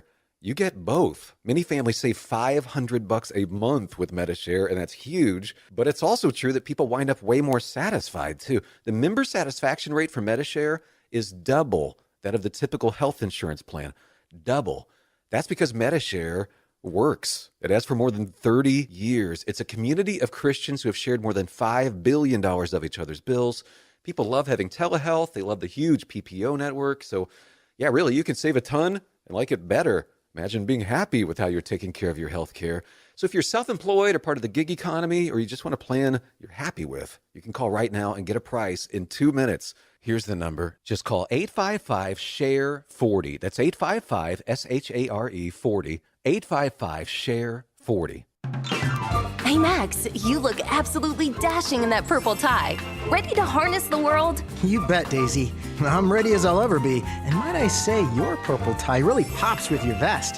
Thanks. I almost went with a cape, but didn't want to come across as pretentious. Nonsense. Anyone in our line of work should rock a cape.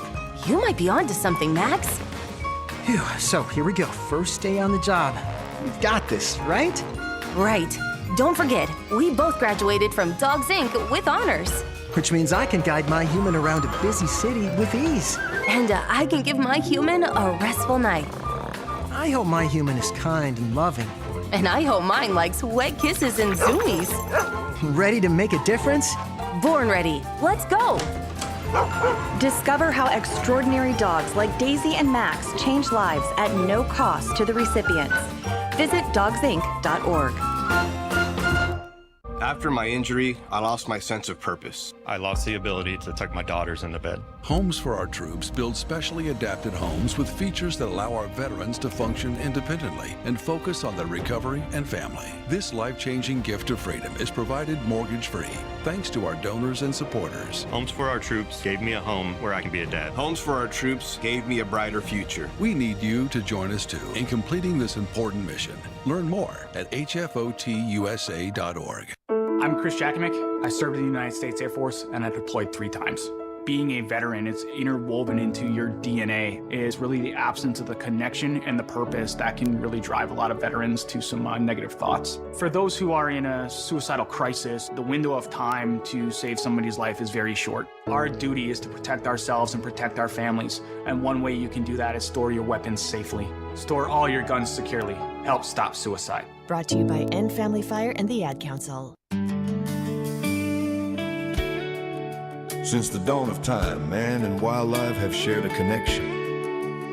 And hunting traditions passed down from generation to generation have connected man to the natural world. From bow and arrow to hook and bullet, as man evolved, our link to those traditions remains. Yet today, our basic instinct to provide and as part of the hunt, to conserve and appreciate the natural world has fallen under attack for the first time in human history. Misguided politicians and radical activists pushing an agenda to end hunting as we know it are leading a war against our heritage. In their misguided policies and protests, they demonize hunters and belittle our way of life. The result? Hunters leaving the sport in droves while our wildlife and ecosystems suffer the consequences as conservation funding dries up. Named after the father of the North American model for wildlife conservation, the International Order of T. Roosevelt is fighting in the arena to protect and expand the rights of hunters everywhere. We will fight back against these forces to make sure that every American has a right to hunt enshrined in their state constitutions. We will educate the next generation in our traditions and seek to expand accessibility so that everyone can enjoy our pastimes. And we will continue to hold true to our namesake's efforts to protect, preserve, and ensure open access to our nation's wildlands. Teddy Roosevelt's vision for American conservation defines our modern hunting and conservation system. A system upheld by the idea that conservation efforts are crucial to our hunting way of life, and that hunters are crucial to successful conservation.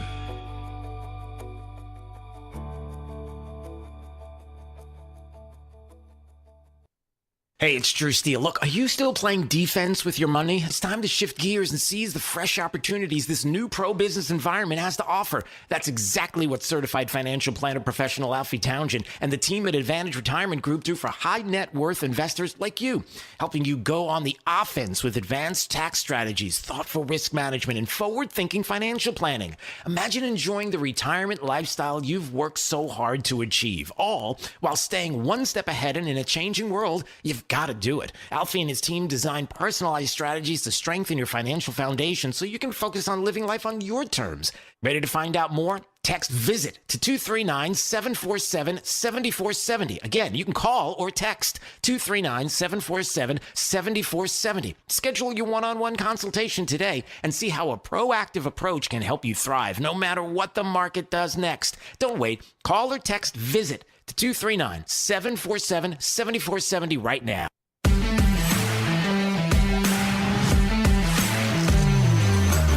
Now, back to Florida's Voice with Drew Steele. All right, anytime you want to watch NFL Voice News on YouTube, Rumble, X, and Facebook, don't forget, anytime you need help with your air conditioning, Strata AC, Strata Air Conditioning and Heating are here when you need them most, whether it's a Strata AC tune-up because your unit's running really weird, like something's not right. You want to get it tuned up and running properly throughout the season, throughout the year, or maybe it's 10 years old or older and you're like, nope, it is time for a brand new unit. Well, Strata services and sells every major manufacturer, and they are ready to help you right now. So if you need it across the state of Florida, STRADAAC.com. You ought to call Strata. License number CACO 43953. All right, it is time for the top 5 audio clips of the day. It's my top 5. 5, 4, 3, 2, 1. This is Drew's top 5. Number 5. As I've stated from the beginning, I claim my innocence. I was there to do my job. I was not there to protest, to do anything other than going there to make sure that I was protecting the people that I serve and making sure that I was having oversight. And so, at the end of the day, this administration will not intimidate me or bully me out of doing my job. I plan to continue to do that and protect the people of New Jersey from this administration, including Homeland Security and ICE. So I'm looking at the, hold on, can we do this right now? This is the Constitution of the state of New Jersey, and it's pretty long, and I'm just, Dee Dee, you had a chance to peruse it as well. Where in New Jersey, and as an elected official or in Congress, does it say, part of my job is to disrupt ICE and their operations? Like her gig?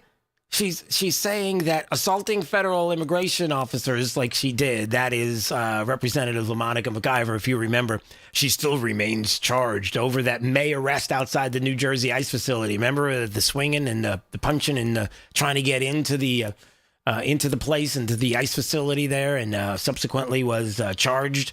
And her whole thing there is...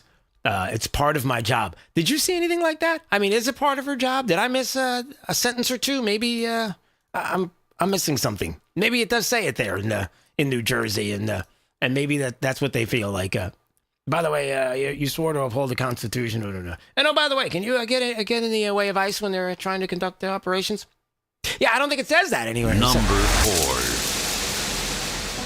Election integrity here at Yes. home. There's a bill Let's right get the now. SAVE Act. Right. Let's get the SAVE Act. No, But what's going to happen with that? Well, we're working very hard right now to get the Senate to approve it, because if the Senate approves it, we think the House would approve it too. Now, that would require, I think, some Republican senators who maybe they're a little too attached to the filibuster, maybe they're a little too attached to Senate procedure. This is about the integrity of American democracy. Like, do the people control who they elect, or do some shady people? It's like, who actually controls the people who cast the ballots or the people who count the ballots? We want the sovereignty to be with the people who cast the ballots, and that's why we have to get the SAVE Act passed. Now, you'll hear people say all the time, and I love this argument. They'll say, well, if you look at this precinct, only 3 illegal aliens voted in this election.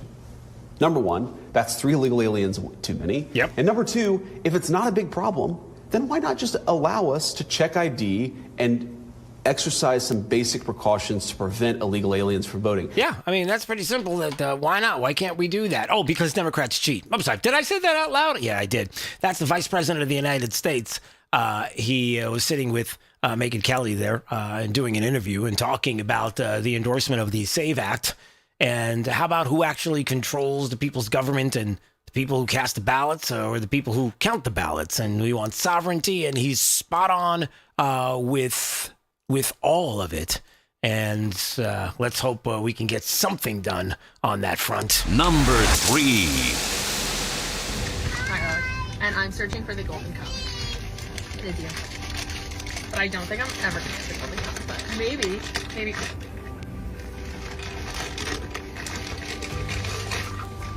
Oh, wait. What the? Wait, what does that mean? We just got Chick-fil-A for a year. Wait a minute. Is that true? Dee, did you hear about this? Did you know this is going on? So, wait a minute. What's going on here? So, Chick-fil-A has released 3,000 golden fan cups nationwide for its 80th anniversary, and it's randomly mixed among more than 5.6 million cups. So you have a 1 in 1,868 shot at getting Chick-fil-A for a year. So the first question, D, is why didn't anybody think of this sooner? Like, that's brilliant. Like, I would have loved to know about this. Yes, I would have. It's like, that's crazy. That's the first thing. But I don't understand. How are you, like, golden fan? What's a golden fan? Like, you have to sign up to be you have to be somebody who eats a certain amount of Chick-fil-A every month. Is that what it is? Is it? I don't know. Is speculation? Yeah, I'm just wondering. Is it? Like, can you imagine the form you have to fill out? It's like, are you an Uber fan of Chick-fil-A? Yes. Do you eat less than 20 pounds a week or greater than 20 pounds a week? Less than? Oh, no, I guess I'm not going to be... never mind, I'm probably not going to win the cup. All right. Number 2. Most recently, I walked out of my office, and there were 3 pages there, and one of them looked at me and said, "Oh, my God, it's the guy. It's the guy." I was like, "What guy?" And they said, "You're the guy, aren't you?" I said, "What do you mean?" I said, "You're the guy doing the cursive bill writing, aren't you?" I said, "Yeah, I'm doing the cursive writing bill. Yeah, that's right." And they said, "We love that bill. We think it's the greatest bill out there." And these 3 gentlemen had gone through school. They haven't been able to do cursive writing. They have been teaching themselves how to do it because they really want to learn this skill. Wow. So that's Representative Toby Overdorf there in Tallahassee, someone who we've had on this program multiple times. Actually, we had him on the last time we were in Tallahassee talking about this very issue. His cursive writing bill, HB 127. A banker pointed out that people can't even sign their names properly on mortgages and other legal documents, prompting concerns that without the skill of being able to properly sign your name with cursive, that future generations aren't even going to be able to read the Constitution or foundational documents or sign their name. But D, it's no big deal because people don't do. It's like when you go to these different businesses and they turn the iPad screen around and you have to use your finger to sign it. You just go bleep, and it's like, right. It's just a squiggled line. Yeah, that's it, and that's good enough, right? No, it's really not good enough. Like, this is so important. It's not just for reading our founding documents like the Constitution, but it's also about being able to sign your name. It's also about your brain and what it does to your brain. It's very important for your brain when you do that cursive writing all the time, especially. It opens up some kind of synopsis. I don't know what it makes your brain work really well. It's part of the deal as well. So I'm just putting that out there. Number 1. I have a feeling this is going to be a great Super Bowl. I've watched all season. I've seen these 2 teams just win, win, win. I see 2 great quarterbacks, young, great quarterbacks. It's going to be a fantastic Super Bowl, and everybody wants to hear who I pick. And I'll tell you what. The camera cuts out. Well played, Mr. President. Well played. That's the President of the United States who was being asked. I know everybody wants to know who I'm going to pick for the Super Bowl. And the winner, I believe, of the Super Bowl will be... We have to go to a break now. Wait a second. What just happened? Drew's Top 5. That's how you do it. Well played. Fantastic. I love that. Yeah, we laughed out loud in the newsroom. That was pretty funny. All right, some of the other things that are going on. All right, let's get to, oh man, there's so much we left on the table today. Let me see if I can get to it. The Vice President of the United States, who just a little while ago, as we were talking about the SAVE Act and voter ID, and you remember he was endorsing it, and he was saying who controls the people's government. We want the sovereignty to be with the people who cast the ballots, and that we have to get the SAVE Act passed. And we certainly want to see who's, they're handing their ID over. We want to know. Let's just listen to a little bit of what he said here. Well, we're working very hard right now to get the Senate to approve it, because if the Senate approves it, we think the House would approve it too. Yeah. Now, that would require, I think, some Republican senators who maybe they're a little too attached to the filibuster. Right, and all of that, right? He was talking about this. But here's the funny thing. You're looking for everybody to agree that we should have the ability to ask for identification when it comes to voting. Pretty simple, pretty basic. Who wouldn't want to do it? Could you imagine if you could find somewhere a video of, like, I don't know, Barack Obama actually showing his ID, getting ready to vote? That would be hysterical. It's not going to happen, but I mean... Breaking news. A bombshell. Wait, this just in. Yes, he did. Can we play this video, please? D, go ahead and flip the screen for me here. Here we go. Watch this. There he is. There's Oh, look at that. Oh, look at that. I got my driver's license. Well, that's funny. Look at Barack Obama. There he is. He's handing over his ID. Well, that's kind of funny. And here's the funny thing that's really funny about the funny thing. The funny thing is that everybody's laughing because you're the President of the United States. We know exactly who you are. Give me your ID. No, seriously, give me the ID. Like, yes. And even the president was like, you can't have my ID. No, he was more than happy to hand over that identification. It's funny how that works. So what changed from 2012 to 2026? What's happened? Why is it that there were so many people, Democrats, who wanted people to give their identification when they vote? No problem with it. Barack Obama did it. And then now, it's almost as if there's something going on, like there's a scam going on. No, Democrats don't scam people. Yeah, it's almost as if they want to make sure that there is a chance, a hope and a prayer, that there might be some, I don't know, shenanigans going on when it comes to elections. I didn't know who it was. I had no idea. Really? All right. What else do we have? Yeah, there was one other thing. Oh, man. All right, I'm going to have to talk about this tomorrow. I want to give it the time that it deserves. But, man, this is the dam breaking. This is the biggest story of the month, of the year. I know we're early in the year. A detransitioned woman who received a gender-affirming double mastectomy at the age of 16 just received a $2 million medical malpractice judgment from a jury in New York State. New York State! They found her psychologist and surgeon liable for medical malpractice. Do you see what's going on here? You have the American Society of Plastic Surgeons issuing a new position statement. It's brand new. They're saying the the removal of healthy body parts from children, kids. We're not talking about adults. We're talking about children under the age of 19. They oppose it. And all the other things that go along with it, the risks of endocrine interventions, poor guidelines, inappropriate use of, quote, autonomy principle. I mean, this is a brand new day. This is huge. This is one of those things that people have been praying for, that people would see the light on this, would understand how harmful it is, how you can't turn back. And it feels like we've turned quite the corner. And this is good news. This is good news. And maybe we'll have the opportunity to dig into it a little bit more tomorrow. And then there was one other thing I wanted to get to today, but I can't do it right now because we're getting ready to go to break.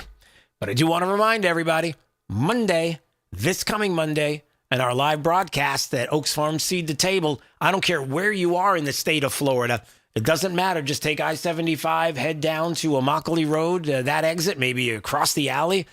Come over from the East Coast. We would love to see you at Seed to Table because our live show with Ted Nugent. That's right.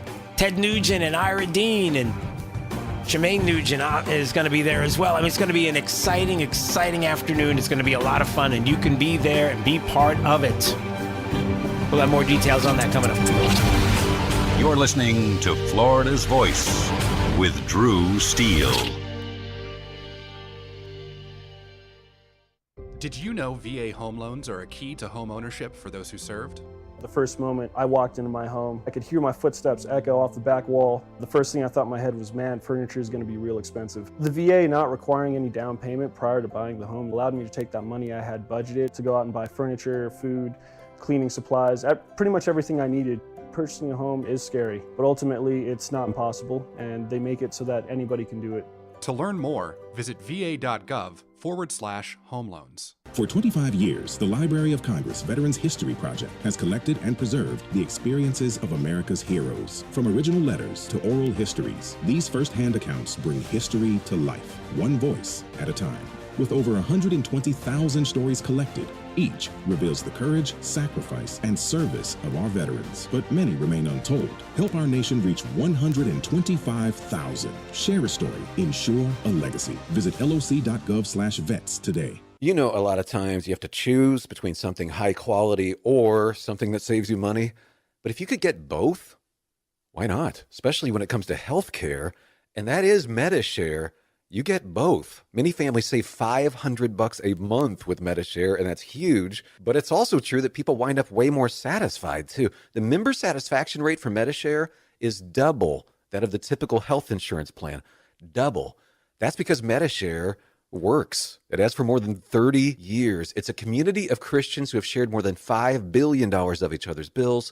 People love having telehealth. They love the huge PPO network. So, yeah, really, you can save a ton and like it better. Imagine being happy with how you're taking care of your health care. So if you're self-employed or part of the gig economy, or you just want a plan you're happy with, you can call right now and get a price in 2 minutes. Here's the number. Just call 855-SHARE-40. That's 855-SHARE-40. 855-SHARE-40. When I was 19 and I was going to shows, I was not thinking about permanent hearing loss. I wasn't thinking about tinnitus. Sometimes my kids are having a conversation with me and that ringing starts in my ear. They're talking to me and I hear their voice, but I can't focus on what they're saying. The audiologist, he told me that most of his clients are not old people. They're kids that have their earphones in. I have a lot of regret about not protecting my ears sooner. Protect your ears at all times, no matter what. It's not something you can get back. Some journeys start small, with small pause and big purpose. Look how little fly, you sweet girl. Every great partnership begins with the first step, Yeah, let's go. guiding them through the world so one day they can guide someone through life. With shared experience, confidence grows, and the path becomes clear. It takes time, patience, and love.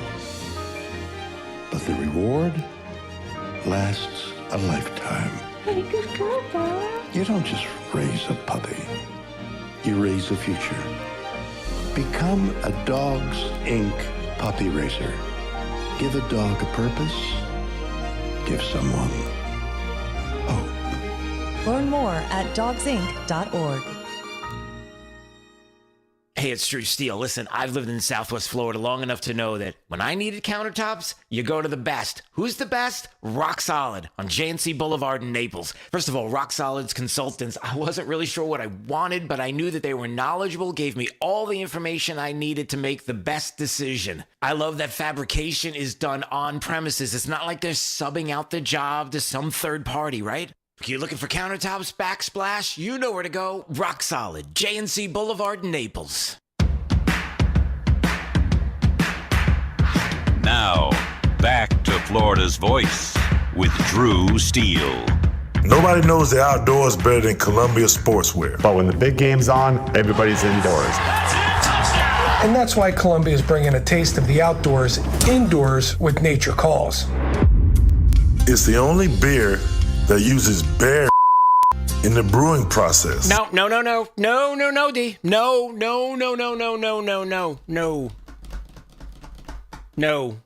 No. So apparently, Columbia Sportswear created a new beer called Nature Calls. They say it's a beer for the Super Bowl that uses bear, in the brewing process. What? You want me to say it again? I can't. No, I missed the beginning of the story. Sorry. Okay. Do you want me to play the clip again? Did you miss the clip? No, there's a drink, an alcoholic beverage, urine, Nature Calls, that uses bear urine? No. Here's the thing. I guess Dante Culpepper, along with Shady McCoy, John Kuhn, Lance Moore, Mike Remmers, did this commercial about this beer called Nature Calls. Breakside Brewery is creating a beer and they're using bear poop in the brewing process. What are you talking about? Like, what? Why? What? Who asked for this? This can't be. Is it? The only reason why I'm hopeful that it's a joke is for the most obvious reasons. But Dee, did you know that the most expensive coffee in the world is produced by beans that are eaten and then digested and then they come out? Regurgitated. But no, the wrong end. The other end? Yes, the other end. Oh. By the Asian palms. Basically, there's an animal, an Asian.